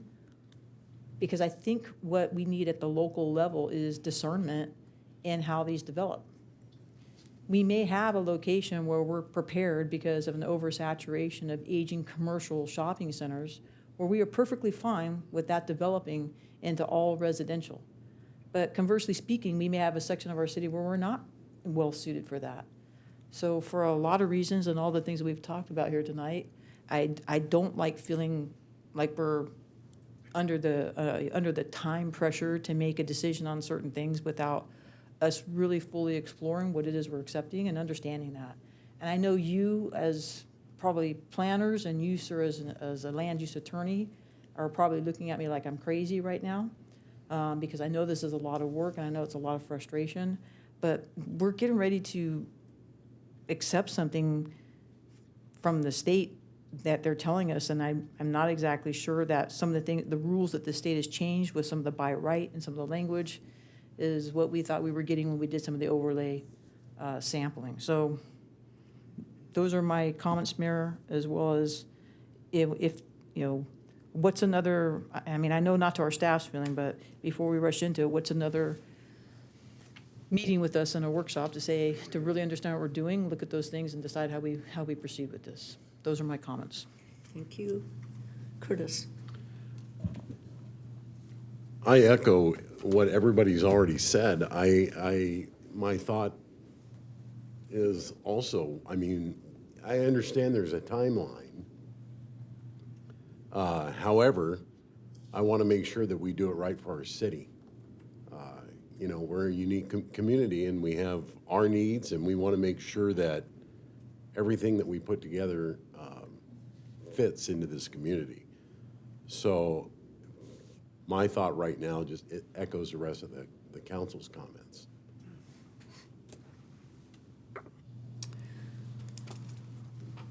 When staff came up with the overlay concept, I thought it was genius, because we could maintain our commercial and then give an option for housing.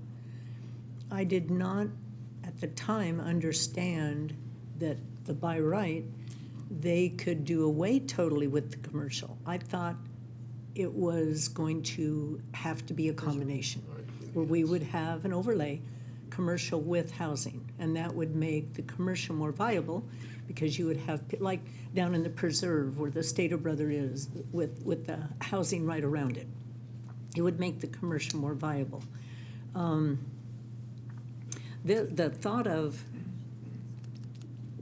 I don't know, the thought of one of our sites that might be a critical site, on what I'm thinking of right now is the Target site on Philadelphia and Benson. That, not all of that site is successful, obviously. There are some vacancies and stuff there, but that Target in particular is very well frequented by people, not only from Chino, but Ontario.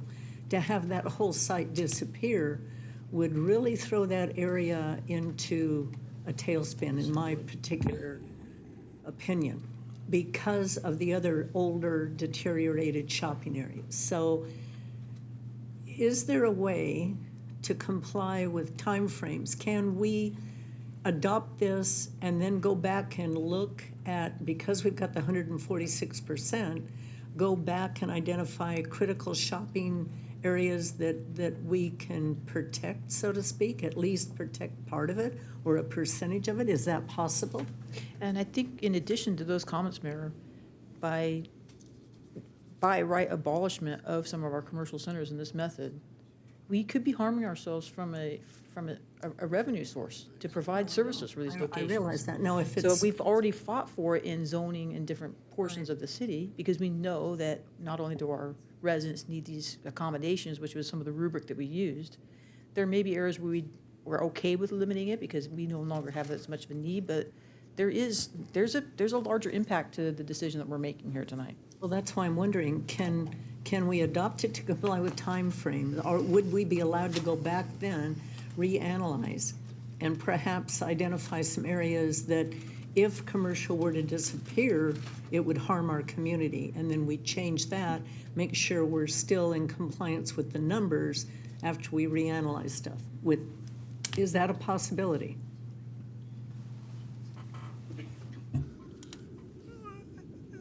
The simple answer, it's a possibility. It's the advisement of if you make those changes or you change that, it's going to have to go through the process with the state.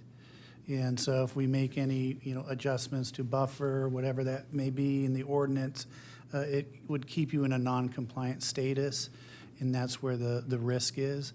The other option is that you go through the adoption process, and then subsequent to that, figure out what your, objectives are and the process, and do that not as a component of this, but a separate action or a separate process to do that. Like an amendment?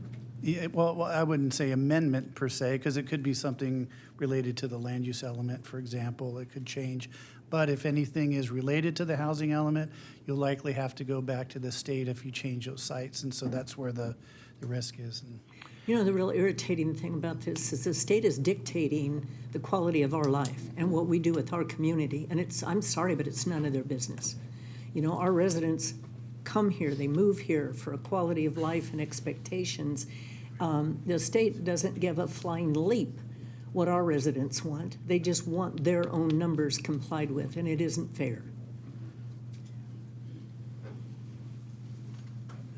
And if I may add just one more piece, if for example, you do approve it and then you seek to do an amendment, as was explained, it would require HCD to approve that as well, the amendment. But to the extent you would like to swap the land, as I mentioned, and remove a housing designation, in addition to the issue I raised about having to replace it, there's likely a Measure M issue that you'd have to face if you're designating new areas for that higher density. So it's just things for the council to think about in the future if you do seek to amend this document after you approve it tonight.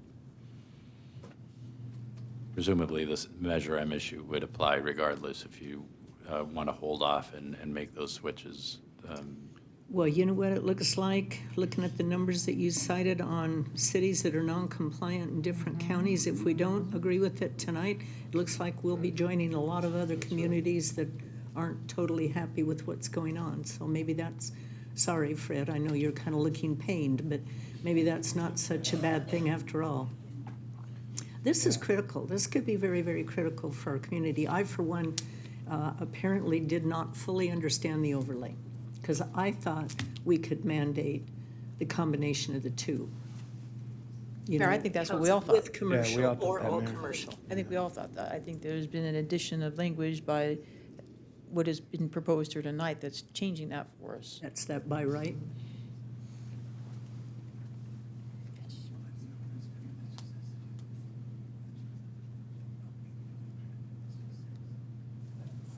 What? You're whispering. No, Mike was just referencing legislation, AB 2011, that essentially allows a developer to just force a city to convert commercially designated land for residential use. If it meets certain criteria, they have to provide some affordability requirements. I think they have to meet some prevailing wage requirements, but they could actually force that change of your land use designation. And So again, the state's going to dictate what happens in our community, even though they don't live here. I think this goes back to, and I know like we keep saying this, is this council has been open and objective to mixed-use overlay, to bringing different development to our community. We want that. We see the need for it, as the mayor has talked about before. We want something for everybody in this community. And I recognize the fact that the next generation of Americans in our communities, they would like to live a little differently than previous generations of Americans have. But I don't agree with them. Perhaps, like the mayor just said earlier, it's time for us to push back for the state to just say, hey, this whole commercial shopping center for you just needs to become now this density residential shopping center, and without any consideration to the impact of the abolishment of that commercial revenue would do for us in not just servicing that portion of the community, but the rest of our community as well. It's not right and it's not fair, and that's why I talk about this, the by right term, because you're seeing it more and more in a lot of different pieces of legislation, not just the housing, but also the mental health. So, but you know what else? In the housing element, they also push that you need housing near services, okay, on transportation corridors, near shopping, everything else. This is going to potentially allow the abolishment of some pretty critical commercial areas, potentially where, yeah, you build high-density housing, then there's no shopping available. And so looking at, for example, if we were to ratify this today, then we give them the opportunity, because it's designated for mixed use, that they can come in and do 100% residential. If we don't adopt this today and they fall back on the SB bill, it's only 20%, correct? What's the percentage that they have? Because they can't do the whole thing commercial. I mean, they can't do the whole thing residential. Some of it still has to remain commercial. No, that's what he's saying. They Not- can do the whole thing. No, but that's if we pass this and ratify it and put the language at right, but. So currently, SB 2011 allows a developer to force that switch from a commercially used zone property to residential. Completely. If they provide a certain level of affordability, 20%, right? Yeah, 20%. They have to meet prevailing wage requirements. So there are a few hurdles for developers. We've seen in some of the cities we represent more often developers implementing this builder's remedy option that I mentioned also would require that they provide some affordable housing as part of a development, but they've taken advantage of those scenarios where the city doesn't have a certified approved housing element, and that's when they can do the builder's remedy. Is that what the builder kind of threatened down on? No, that's SB 330. It's slightly different. That's actually existing law, whether or not you have an approved housing element that essentially requires that you approve through a ministerial process and lock in certain standards that exist at the time. Yeah, the bills our legislature has handed down in the last couple of years have been pretty onerous as far as limiting discretion of cities in denying housing projects. The thing that's the joke too is they call it affordable. None of these things are affordable. It's a joke. They say 10%, 20%, then you look at the rental rates and they're, you know, like $1,800 for a one-bedroom unit. That's not affordable, but they call it affordable. Their response to that is by making it higher density. The theory is that it will likely allow for more affordable units, but I think they ignore the issue that was raised about you're removing vital commercial areas that serve those residential neighborhoods. Well, we're in a no-win situation right now. I'd love to say there are a lot of options, but again, if you want to delay it and have a workshop, I don't know if the delay would be really detrimental, but there's just not a lot of tools left to keep that leverage so that the city has the discretion to approve or deny housing projects. What's the desire of the council? Can we open it up to the public and see if anybody out there? Is there anyone in the public that would like to make any comments right now? I have not closed the public hearing. Cisneros wants to make a comment. Good evening, Mayor Ulloa and council members. Kevin Cisneros, City of Chino Planning Commissioner. I had a quick opportunity, and I know that our city attorney knows far more than I do about Assembly Bill 2011, so I hope that what I'm finding online isn't incorrect, although it certainly could be. But it states that, and I want to encourage you perhaps to take time to have an additional meeting, a workshop, to where you can further consider and look into AB 2011. I quickly just Googled it, and it said things such as, and again, I don't know if this is correct, our city attorney would, those type of projects are ineligible if they're within 500 feet of a freeway. I'm not sure what the distance of Chino Town Square is from the freeway.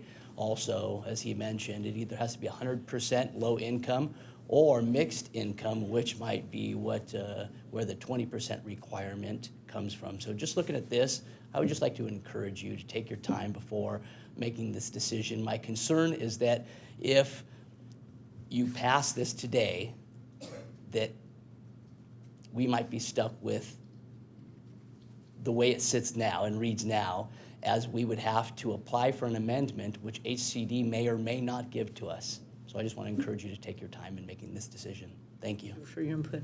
If we make any changes, you had mentioned the measure. Would we have to go back to the voters if we change anything?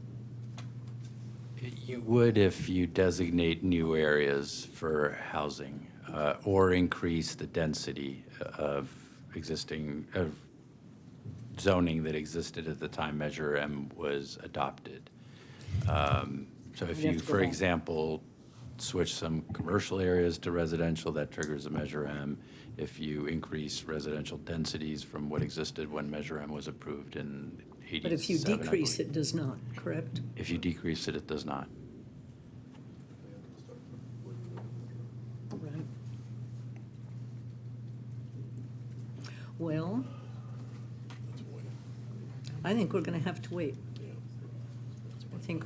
I think we need a workshop. I think there, right now, from the feedback that I'm getting and myself also, I think we need to roll up our sleeves and sit down and look at this again and make sure whatever we do is not only compliant with what the state wants, but this could have a real different impact on our community than I certainly thought it would. So from what I'm hearing, if the council does want to postpone this, I guess you have a couple options. You could continue it to a date certain, so you don't have to renotice it, or you could just close the public hearing and renotice it at the time the council is ready. And then also perhaps some feedback is the council is looking to see what opportunities there are to protect certain commercial areas. Anything else that the council would want from a workshop. Linda, how soon could we have a workshop? I know we have some scheduled already, but they might not be critical. Correct. We have one scheduled for the 13th. And we get our information together and ready for you by the 13th, which is next Tuesday, because we can push that workshop, or we can add it to it and have 2 discussions on that night. Well, I think we're all willing to stay however many hours it takes. Let's go ahead and do the workshop on the 13th. And then whatever you said about putting this on the agenda after the 13th, so that we don't have to re-notify Right. everything. So if that timing works, when would be the following meeting? It'd be the 28th. 20th. So the council could just make a motion to keep the public hearing open and continue this matter to February 28th? 20th. 20th, pardon. 20th, February 20th. Is there any objection to doing that? No. Okay, then we will, I would just suggest a motion, a second, and a vote to actually continue it and keep it open. right. So we need a motion to continue this meeting to February 20th. That's all that's required, right, Fred? Correct. Okay, I need okay, we have a Keeping the motion. public hearing open. Keep the public hearing open. We have a motion by Councilman Burton, second by Councilman Lucio. Please vote.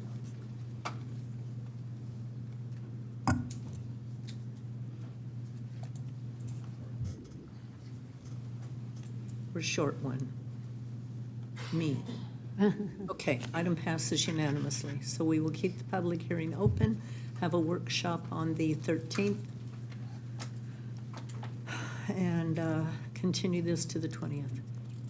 Okay? Good old state of California. Okay, moving on to item number 12, under new business, naming of the Preserve Town Center Park site. This is to approve Glen Duncan Town Center Park as the name of the new park site to be part of the Town Center Block Project in the Preserve. Staff report this evening will be provided by our Parks and Capital Projects Manager, Jeff Benson, and our Director of Community Services, Parks and Recreation, Sylvia Avalos. Sylvia's not here tonight, so it'll just be Jeff. Okay, scratch Sylvia. Just Jeff.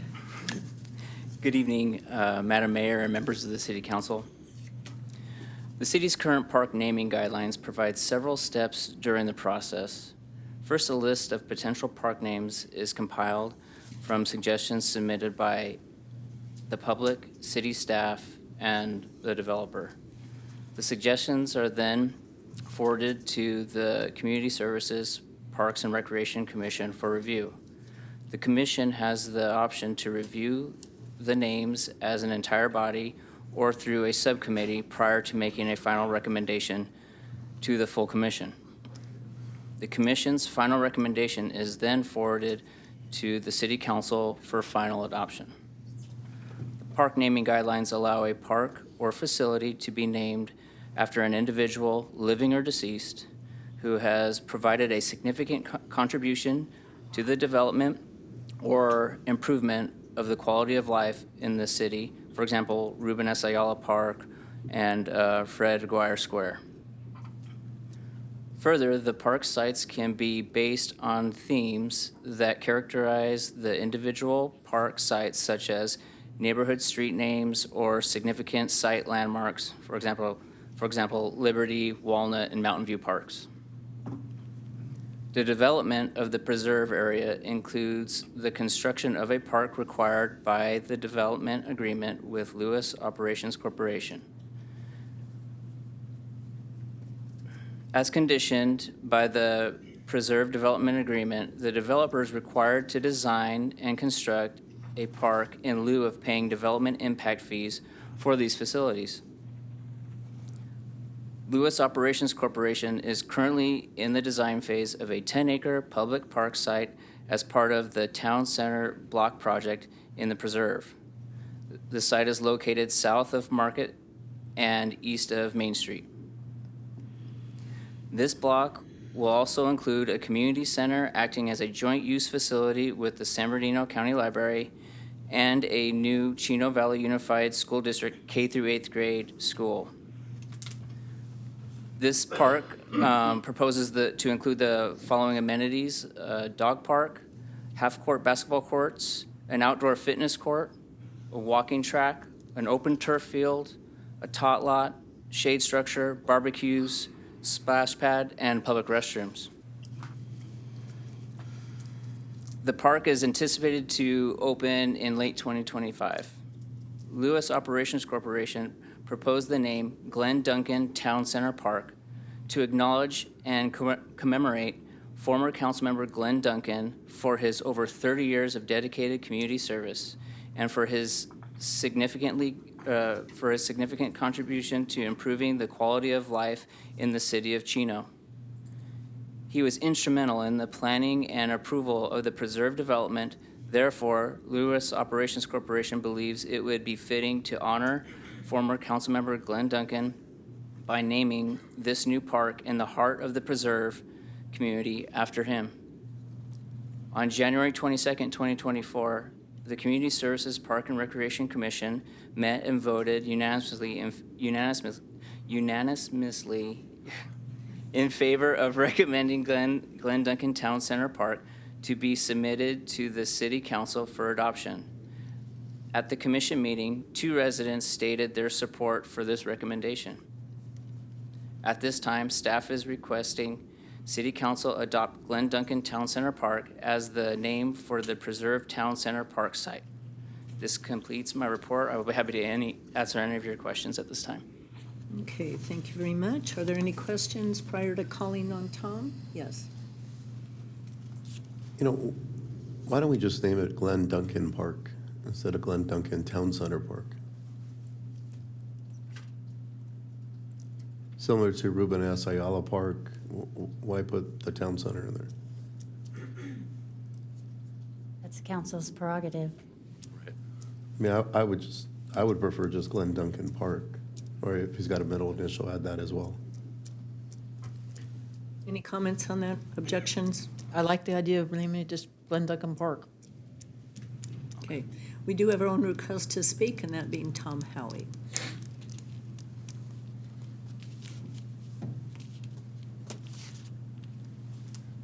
Well, good evening, Mayor and Council and staff. It's my pleasure to be here tonight. Tom Howie.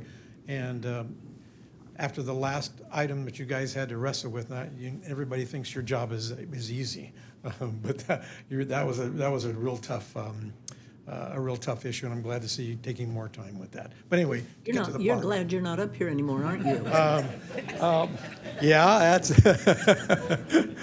I don't miss the 2 3-hour meetings, but anyway, it's when I saw this item come on the agenda, I got all excited and I wanted to come down here tonight, just because I think this is a great way to honor Glenn and a great way for the city to name a park after a gentleman who is so deserving of this.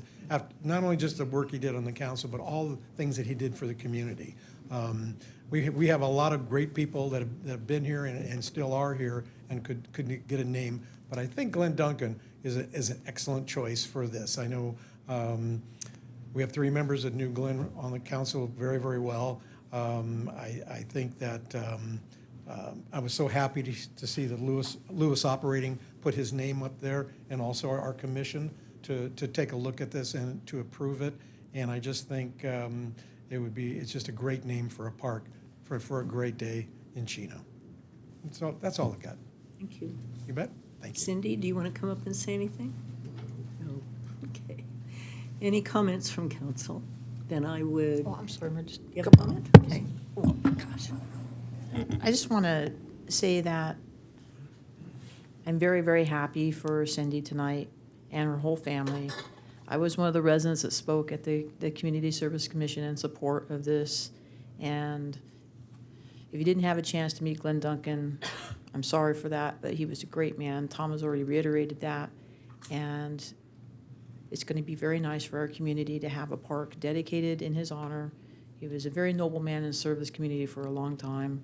And I'm very happy, not just for Glenn's family, for this being brought forward, but also for our community, so that his legacy can live on our community for many years to come. So thank you, Mayor. Any other comments? Okay, then I would entertain a motion to approve the item, but changing the name to just Glenn Duncan Park instead of Glenn Duncan. Can we ask? Do you have a middle Cindy initial, if Cindy? she'd like to have a middle initial in that park name? E? Glenn So E. Duncan Park? Glenn E. Duncan Park. There we go. I'd recommend, I'd like to see. So name change, and I would entertain a motion for that name.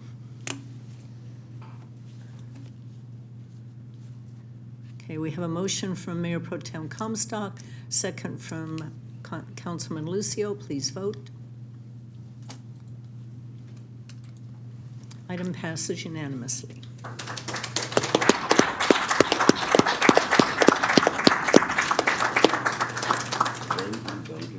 Okay, item number 13, Euclid Avenue Storm Drain Extension Line I. Award a professional services agreement to Proactive Engineering Consultants Incorporated, Corona, California, for design and bid support services for the Euclid Avenue Storm Drain Extension Line I.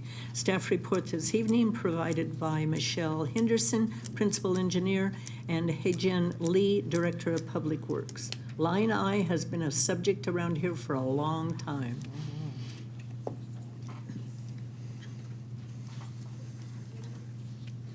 Good evening, Madam Mayor and members of the City Council.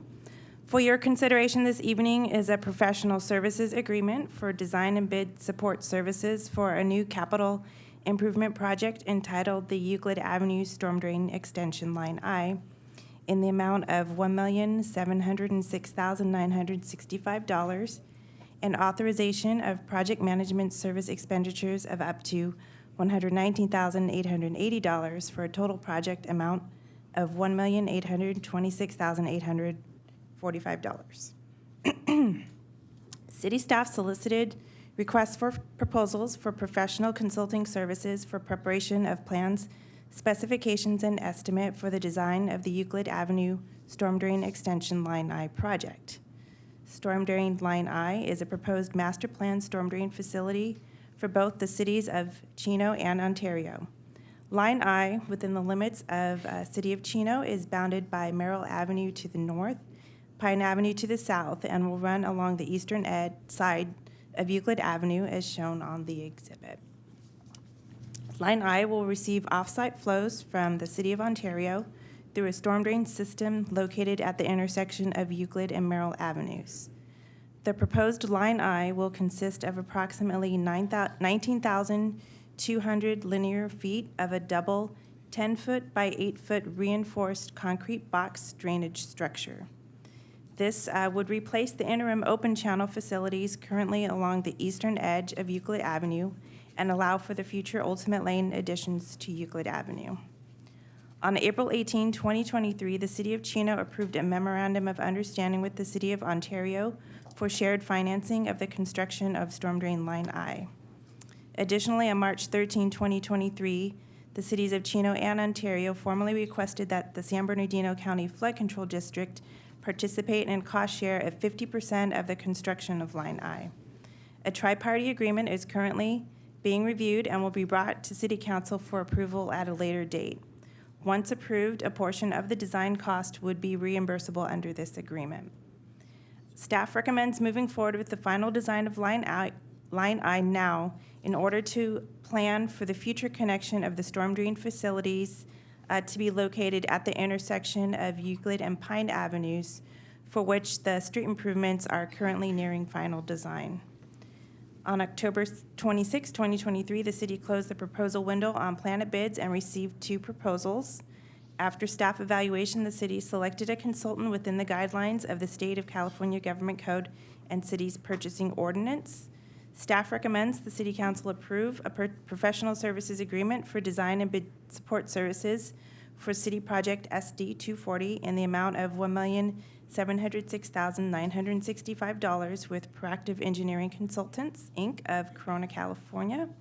Staff also recommends City Council authorize a project management fee of $119,880 using an existing on-call consultant agreement with Z&K Consultants, Inc. of Riverside, California. Finally, staff recommends that City Council appropriate $1,826,845 to the Storm Drain Fund 540 with a year-end transfer from the Fund 263 Preserve Storm Drainage Collection Facilities DIF reserves. That concludes the presentation. I'd be more than happy to answer any questions you may have. Also, a representative from the consultant is also here if there's any questions. Thank you. Michelle, I have a question. Ontario, their portion of this storm drain has been under construction for quite some time. It's a huge project.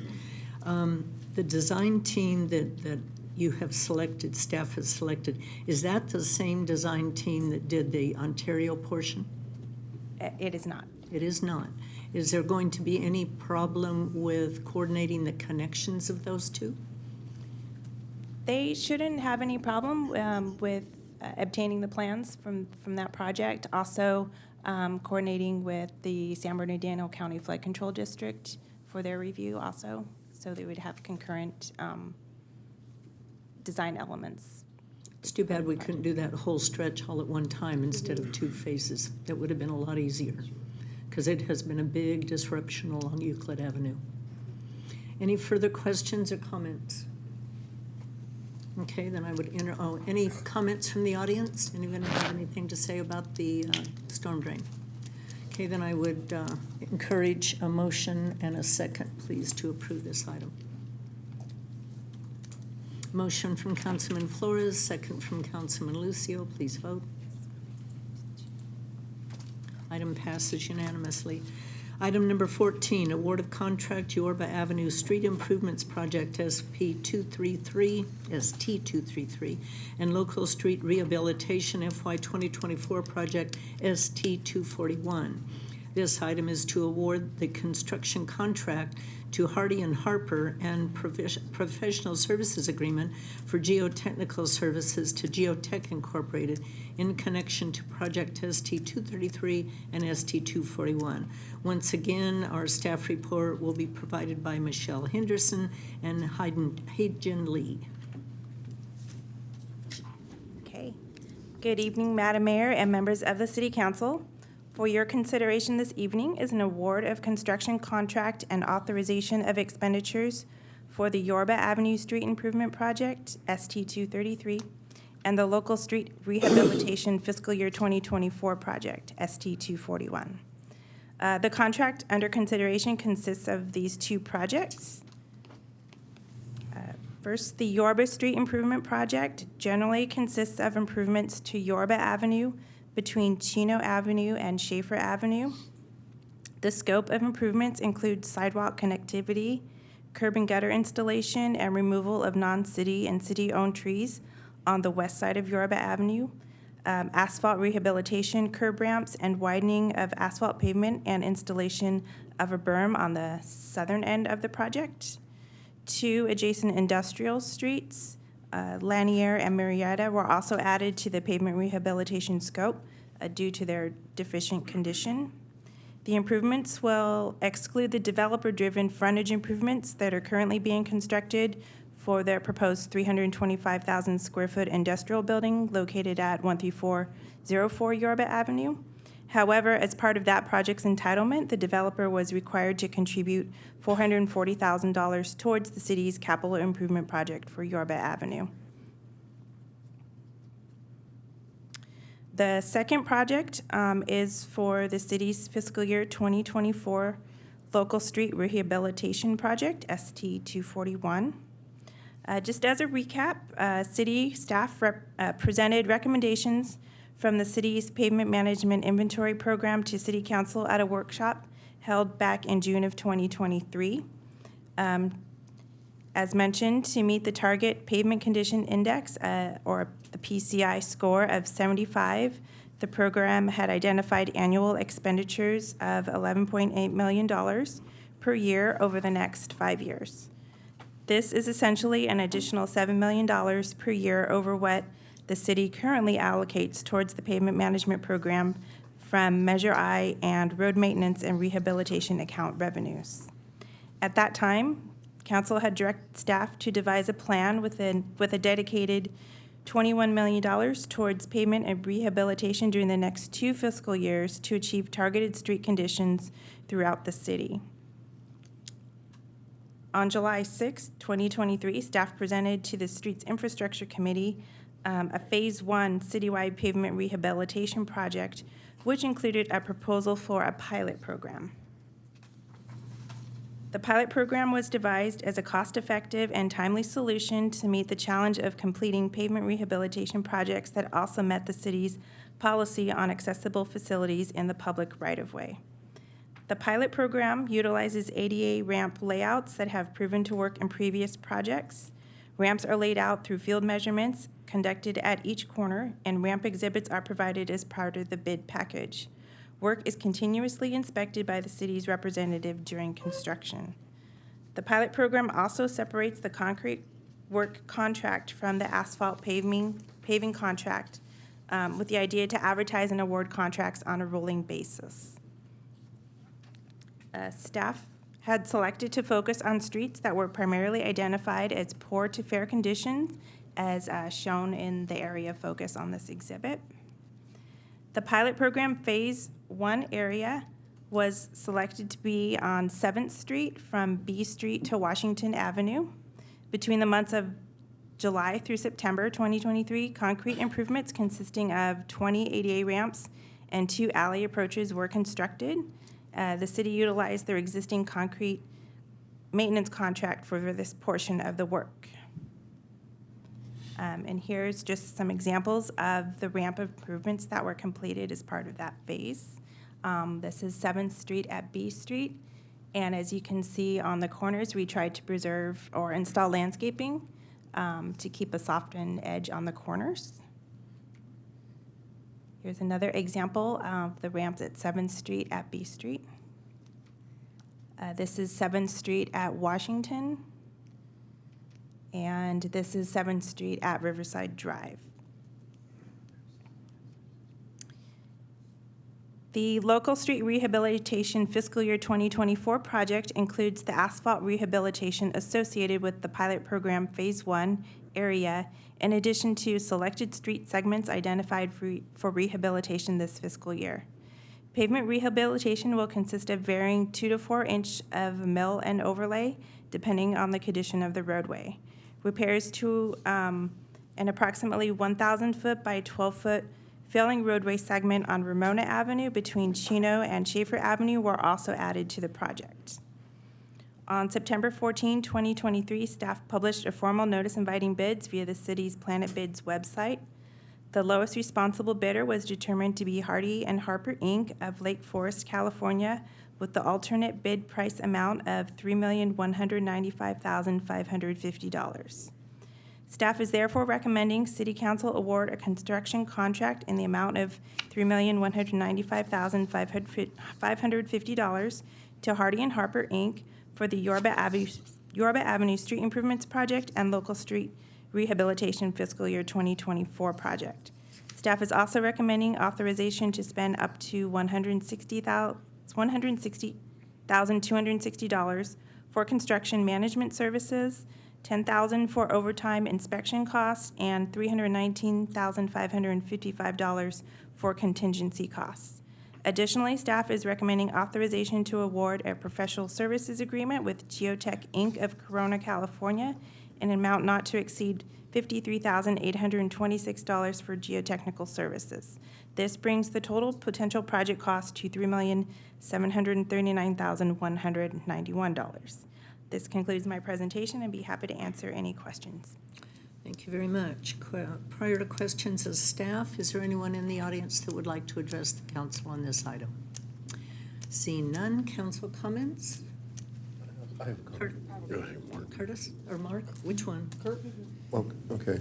And looking back at your slide that has what we're going to be working on, they had the yellow box around it. So we're looking at this, and is this something that we're going to work on all for 2024? We would not be able to complete this whole area in 2024, but we are working through several of the neighborhoods here. If we don't complete 2024, it would be rolled into 2025. Okay. We had the conversation during the infrastructure committee when we looked at Edison Avenue and looking from Mountain Avenue to Euclid Avenue. And it's already in red. Yes. So my only question would be, when are we gonna start some, because we already know that that's heavily traveled by trucks. And we know that it's already in poor condition now. When do we know, or do we have any plans to start working on that street before we completely lose it? Because if it's already in poor condition and it continues to deteriorate for a couple more years, this might be a street we might have to completely redo. Do we have anything in the works to redo that because it's so heavily traveled by trucks that in the current condition it's in, we're not gonna have it for very much longer? So for this segment of Addison Avenue, given its condition being in the very poor category, it is likely that it would require a full reconstruction. And anything, any grind and overlay or any maintenance would trigger the accessibility improvements. We did run a rough estimate since that meeting and determined it could potentially be in the range of $6 to $7 million to complete this. So but we can definitely look into adding that to our next phase of improvements. Okay, again, only because it is in bad condition right now, and every day there's hundreds and hundreds of trucks that go through there, and it's only getting worse. Yeah, if you can definitely look at putting that somewhere on our timetable, because we're gonna need to address that before it's completely, I mean, the potholes that are on that all the time that they have to continuously fix, it's not a good situation, especially for it being such a busy street down there. That's all I have. Curtis? It seems to me like you'd have two different projects here. One, the Yorba Avenue project, and then the other area of focus. Is it, you combine the two of those just because it's in that certain red box? Is that why it's like that? The projects were combined due to their similar nature of improvements and for the scope. Yeah, it's combined for economy of scale. Yeah, so larger the project, we get a better unit prices for asphalt and concrete. The area at Schaefer and Yorba, does that also include you're talking about the roadway being widened in that area. Does that also include the intersection as well? Intersection improvements, specifically on the northwest corner to allow for truck travel to make that turn? Is that going to be wide enough? Did we figure that out? So this project will widen the lane, and move the catch basin that's interfering at that intersection. The ultimate improvements would be on the developer that is at the corner. Which is why I was wondering why they weren't two separate items.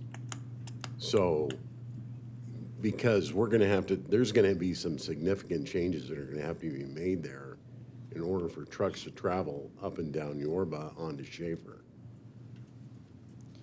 Those changes are going to be made when the Putnam property is improved, which is in process now. So it will follow right behind. So we'll do these improvements first, which were triggered by the other industrial building. And then the Putnam property, when that develops, it'll do the right turn lane and everything on the rest of that corner to make it so the trucks can get through. So we have done the improvement. We've done the design work, I guess. Is that correct? To allow for enough room for the trucks to drive up and down Yorba onto Schaefer? We haven't, but the developer has. So in there, Warren can tell us probably how far we are into the process, but they're in the final stages of approving that project right on the corner, on the southwest corner. Again, Mayor and council members, so city manager's right. So with the industrial building that's currently built on Schaefer Avenue, we did not anticipate, or we didn't know the timing for the corner of the Putnam piece to get developed. So the time we were negotiating with the industrial building that's being built, or that's almost being completed, is that we would get some sort of improvements on Schaefer Avenue. The constraint was we didn't have any right-of-way because the Putnam property is somebody else's property. So what we did is we did a cost estimate. We said, oh, we can at least widen the roadway all the way down to Schaefer Avenue. We wouldn't get any sidewalk or other public improvements, but we can at least get the roadway. It was mentioned before that we wanted that corner done. We just didn't have the right-of-way. The good news is that the city manager said is that with the Putnam being developed, which the project is currently in the entitlement process, is that will be fully improved. There is a concept to do a right turn. The design is getting completed now. So with that, that should take care of that turn. The timing, it's close. It's not exact, but it's close. So everything's kind of falling together. And one last thing I want to say is before, we didn't think it was going to be this close, and we understood the concerns from the council that, hey, that is an issue, that right turn coming southbound on Yorba Avenue. But we know now that it'll be done. I just can't give you the exact timing, but at least it's close. And from what we know, the developer on the Putnam property is very, very motivated to move forward with the entitlement, get it entitled, and get it constructed. Warren, do you know what the time frame is to have that industrial building open? The ones that's On existing. Yorba? I don't know exactly. The one that's actually built now? Yes. No, I don't know. Yeah, okay. Sir. Thank you. With the Yorba Avenue improvements, we're improving the property fronting Putnam's property, right? It includes Putnam's? We are widening the road there and installing an asphalt berm, but as Warren mentioned, we don't have the right-of-way to install the sidewalk or any We other. need dedication from the property owner to dedicate some additional right-of-way to develop it to a full widening. Are we getting reimbursed for any of that improvement along Putnam? No, right now, the way it stands, it's just purely a capital improvement program within the right-of-way that city currently owns. Oh, okay, all right. And then I understand that you're looking at improving the standards on Yes. truck routes. So are those standards going to be in place by the time you do Euclid so that it's improved? Yes, for Doesn't Euclid, deteriorate? yes. Yeah, not for this I don't one. mean Euclid, I mean Edison, sorry. For the future Edison project, yes, we will update all of our standards by then. And for this one, I think this was signed by Amr. This set of plans were already approved before my arrival, so we're just executing the construction right now. But this one was already shelf-ready by the time I arrived here. Okay, so Yorba will not have the new requirements. Correct. But when we get to Edison, Euclid, all of the other major Yes. truck routes, the That new will have- standards will be implemented. That is correct. Okay, any other questions or comments? I just have a comment. Karen? Go ahead. I've had my concerns about this entire project since day one. I'm happy to hear that we are doing some improvements there, but I'll reserve my comments for the development of the Putnam property with improvements that should occur, along the Schaefer Avenue frontage for a later time. So thank you. Thank you. Will you, Karen, would you please give them those comments before that project comes to us? I will. I'll make sure that they get them there. Okay, Thank you. you're welcome. And what would the time frame be if all of a sudden you decided to change the standards to this thing, to Yorba? This project is already bid with old standards. That's already in the plans. So, and it was already signed by the previous Public Works Director. So we are not going to be able to change the standards at the moment. But he's asking when will the new standards be implemented? Oh, when the new standards, I am working on it as I have time available. But as soon as we have some additional staff help, I think we're in the process of recruiting for city engineer and deputy public works director. That would help me free up my time to dedicate into updating all of our standards. But we have already updated about 5 or 6 standards that we are already implementing, and we also share with City of Ontario because they asked for they had similar kind of challenges as we do, and I volunteered to share, and they were very appreciative of us sharing something that has worked in other locations. Okay. Okay, if there's no more comments or questions, then I would entertain a motion and a second, please. Motion from Councilman Lucio, second from Councilman Burton. Please vote. Item passes unanimously. Next item on the agenda is mayor and council reports. So since our last council member, I'll give a I'll give a quick rundown of the items that I attended. Tuesday, the 17th, Omnitrans plans and programs. Wednesday, the 18th, January 18th, Water Facilities Authority Board of Directors and Chino Basin Water Conservation District's time capsule event. Saturday, January 20th, On the Move city event at Stater Brothers. Wednesday, January 24th, the groundbreaking of the Chino Rancho Park, which was really cool because they had a John Deere tractor there that I got to get on. Thursday, the 25th, the Chino DeSalter Authority Finance Committee. Friday, January 26th, Southern California Water Committee Board of Directors and luncheon. Monday, January 29th, Chick-fil-A 20th anniversary event. And then the one interview of the Community Services, Parks and Recreation Community Services opening. The interview I conducted with Mayor Pro Tem Karen Comstock. Tuesday, the 30th, I conducted 3 interviews of the same position with Councilman Burton and 1 interview with Councilman Lucio. Wednesday, January 31st, we had the kickoff meeting with agricultural experts talking about possibilities of maintaining continuing our agricultural heritage at the Stark facility, should we get possession of that. Thursday, February 1st, Chino DeSalter Authority Board of Directors and Inland Empire Utilities Agency Sewage Policy Committee. Friday, February 2nd, I attended the senior birthday event and the ribbon cutting of the Marriott Fairfield Hotel located in the Home Depot facility there on Ramona. Really exciting because they were totally sold out, and they were really excited about that. On Saturday, February 3rd, I attended the Run for Russ, and today we had a water meeting discussing some issues coming up with our water rights and stuff with staff, and Councilman Burton attended that. Then I had my one-on-one with Linda, and we had closed session before the council meeting.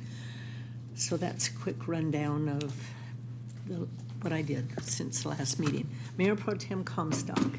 Thank you, Mayor. On January 24th, I also attended the groundbreaking for Rancho Park. That was a fun and exciting day despite the weather, a little cool. On January 26th, I attended a speaking session at the Chino Valley Realtors Group. It's a great group of local realtors that gathers monthly to talk about business and different sessions. Our purpose there that day was education about Measure V. On January 29th, I attended my weekly meeting with the city manager, and later that day I attended the Community Services Commission meeting. On January 31st, I attended the Infrastructure Committee meeting along with our staff and Councilmember Lucio. Later that same evening, I also attended the Measure G bond oversight at the school district headquarters. On Thursday, the following Thursday, I attended the inaugural session of the Distinguished Speaker Series, where our county supervisor, Kurt Hagman, was the guest speaker. It was held at the Collaborative Education Meeting Space at 320 East D Street in Ontario.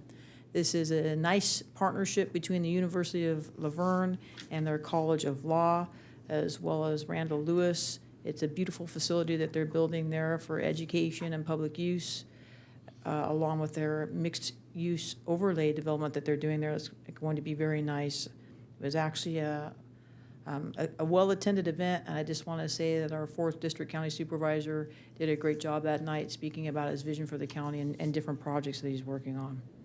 On Saturday, February 3rd, I also attended the Russ Miller 5K Run. It's always great to come out and see over 1,000 runners running in the memory of Officer Russ Miller.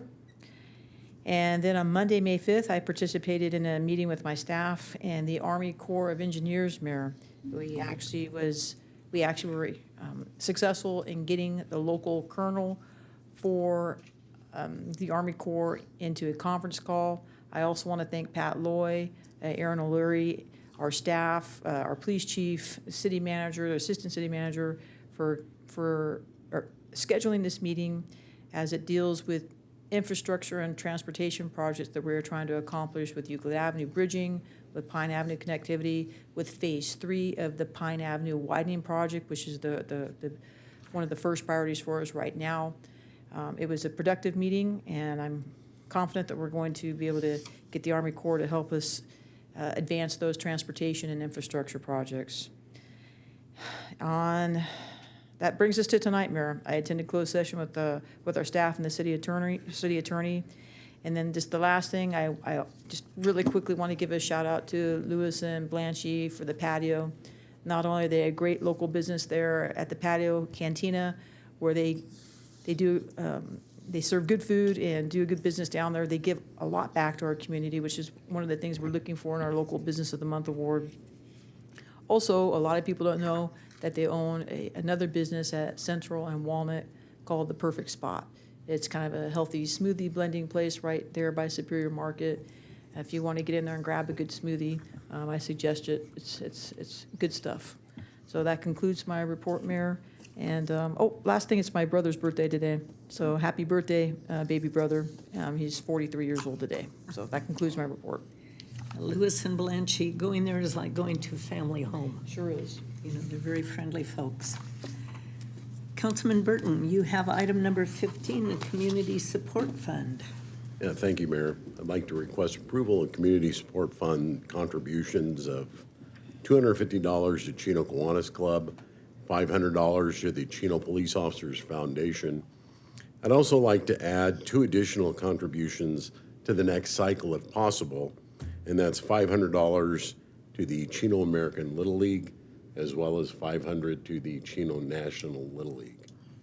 Well, you can have them put it on the next agenda, because tonight this is all that you can ask approval of.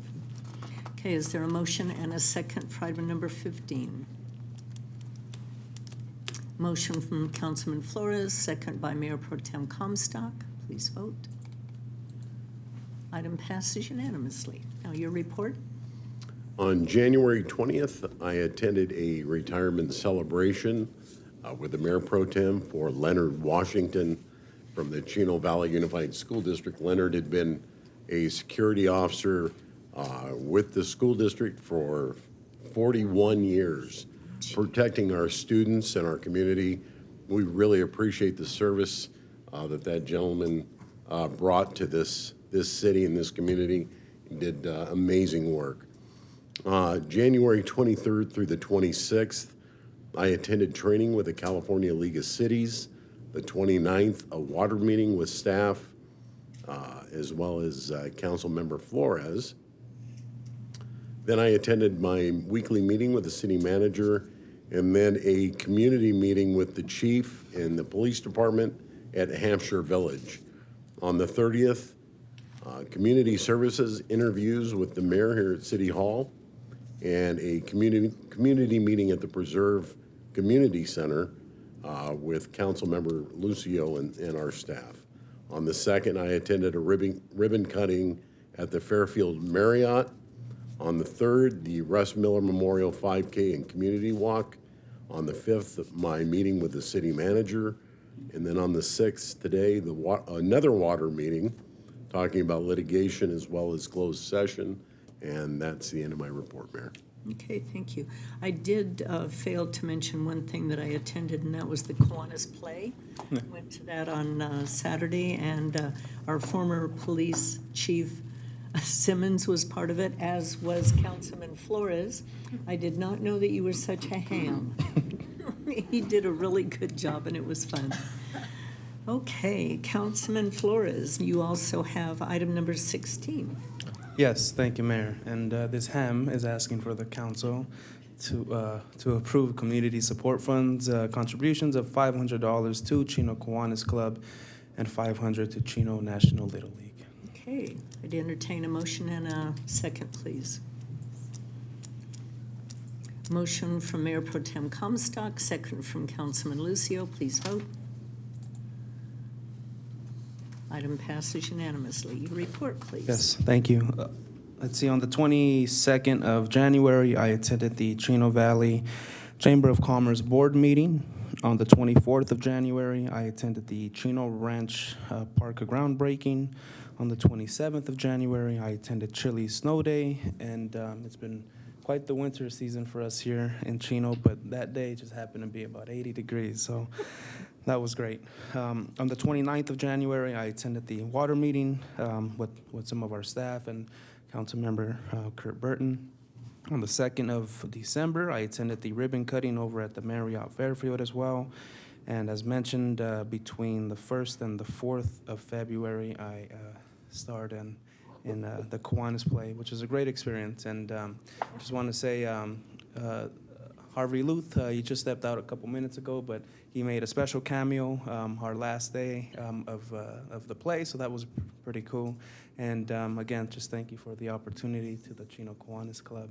And I see Steve Eli back there. I want to say a happy belated birthday. And with that being said, Mayor, that concludes my comments. Thank you. Okay, so is acting in your future now? No. You're not going for your SAG card, Chris? You're not going for your Screen Actor Guild card? No. Councilman Lucio, you have item number 17. Yes, I'd like to ask for approval for community support fund contributions to the Boy Scouts of America Troop 201 for $500, the Chino American Little League for $500, Chino AYSO Region 67 for $500, Chino Girls Fast Pitch Softball for $500, Chino High School Wrestling Program for $1,000, Chino Hills Pony Baseball for $500, and Chino National Little League for $500. Okay, we need a motion and a second, please. Motion from Councilman Flores, second from Councilman Burton. Please vote. Item passes unanimously. Your report, please.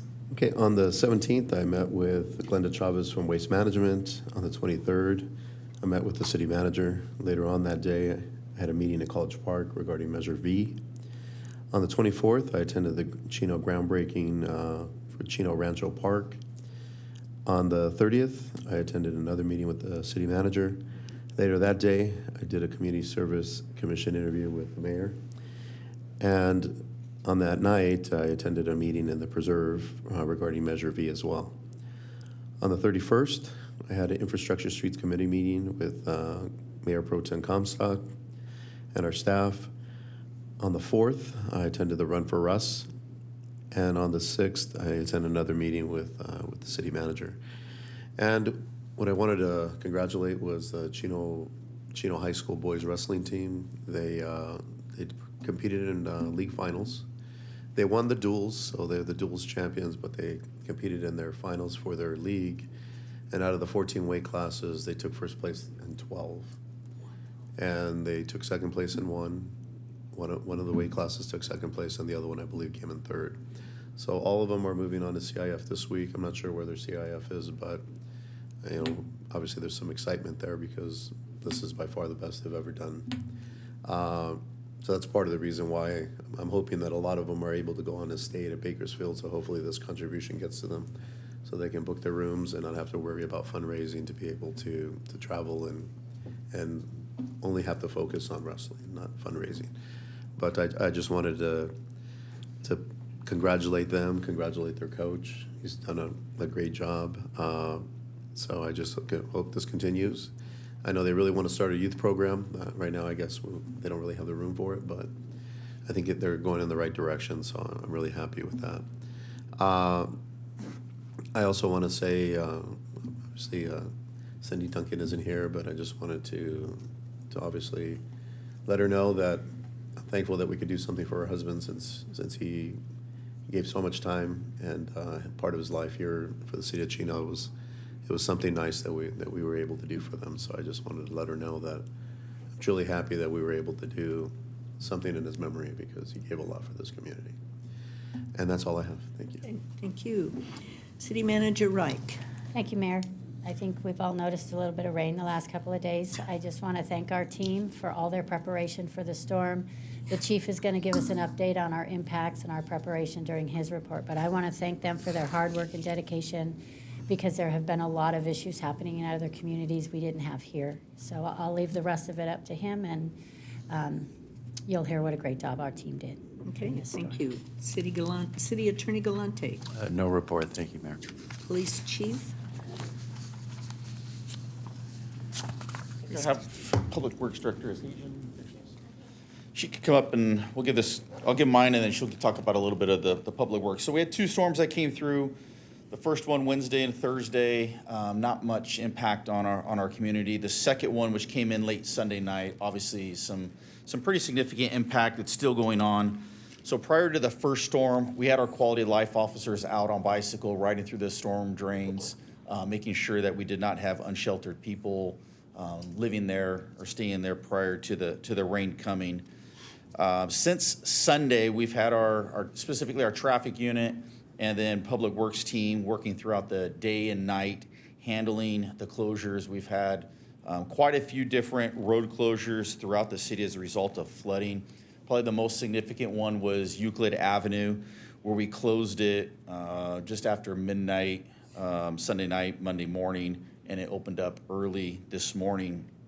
So our team, as the water flow drops, we will reopen the road when it's safe. And then obviously the rain has gone back and forth. And now as the rain picks up, we will then reclose the roads. We try to keep the roads open as much as possible when it's safe. We kept all of our updates on social media to let the community know, the motorists know what streets were closed and which ones were open. We did not have a whole lot of damage. We did have an incident last night where we had several vehicles driving south on Euclid Avenue, just north of Schaefer, hit a very large pothole causing damage to their vehicle. They called us out there. We closed down the lane. Caltrans takes care of Euclid Avenue. We called Caltrans. We got no time frame on when they could come out to fix the roadway. So we called out our Public Works team where they came out and repaired the roadway, so we were able to get that back open. And then just this evening, as the council meeting was getting started, we were notified by the Army Corps that they're anticipating an influx of water coming down into the valley, into the flood basin, and Euclid Avenue may be flooding again. So we maybe have to reclose Euclid Avenue.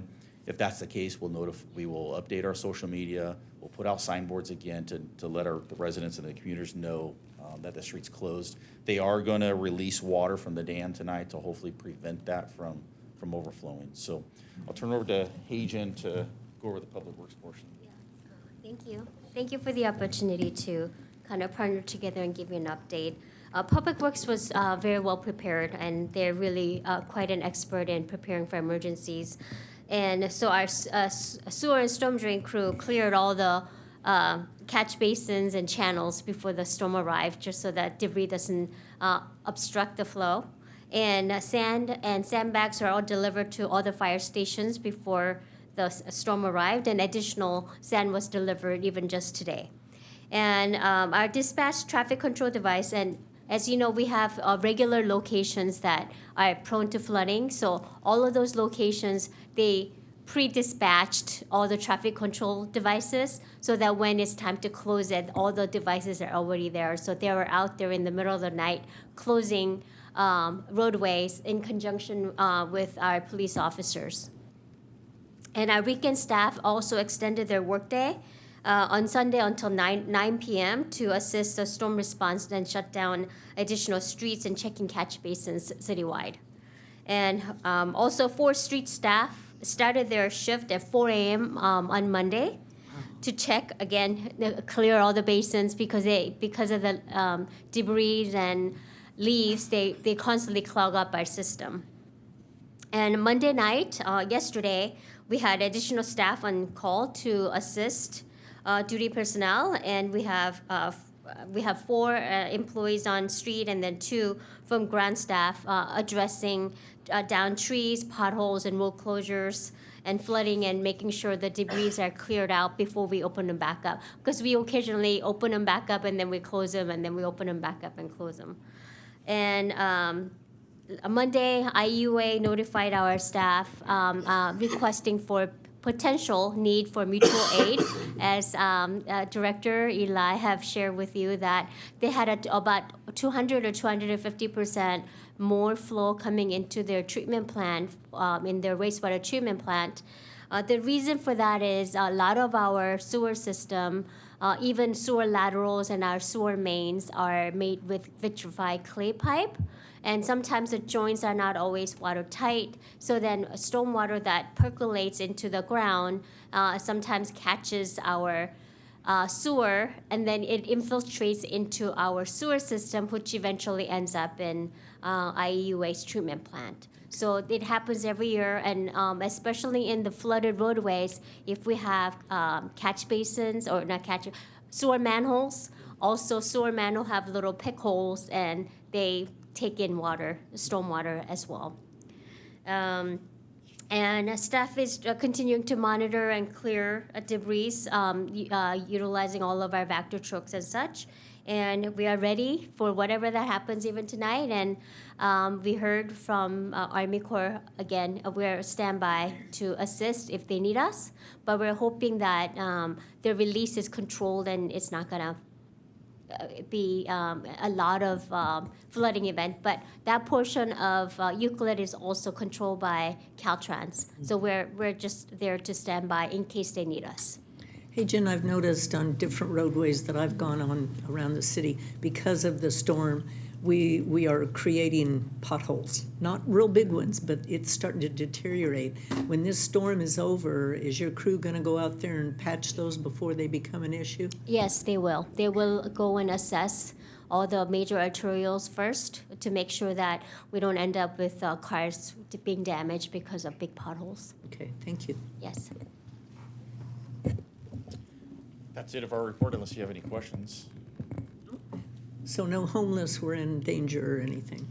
So there was not. Obviously, I know Chief Williams, they did a rescue, I think that was Wednesday last week. We were out at that exact area on Tuesday afternoon, and the homeless people were not there when we were clearing out the storm drain. So from the time that we cleared out that storm drain area till obviously the rain came the next day, they moved back in. Oh, interesting, okay. Thank you. Yep. Chief Williams. Good evening, Mayor, Council. Much of the same conversation that's just been had by Chief Menson. I would just like to let the community know that it's Fire Stations 1 on Schaefer, Fire Station 7 on Ross, and Fire Station 3 on Merrill. That's where the sandbags are located. Residents just need to show up. You can take 25 sandbags just by showing your ID that you're a local resident. And then if it's an elderly person or maybe even a younger person that doesn't have all the ability, just ring the doorbell to the fire station. They'd be more than happy to come out and help you fill the sandbags up and get them loaded up for you. We did have that rescue that Chief Menson mentioned. I was back in DC, so I didn't have all the intimate information about it other than it happened. And then we do, at the Chino Valley Fire District, we do have a swiftwater rescue team stood up and deployed currently. So, and that's the end of my report unless you have any questions. Thank you very much. Any questions? Okay, thank you very much for the reports. Our next meeting of the City Council will be a workshop held on Tuesday, February 13th at 6 o'clock. Our next regular meeting will be held on February 20th here in the council chambers.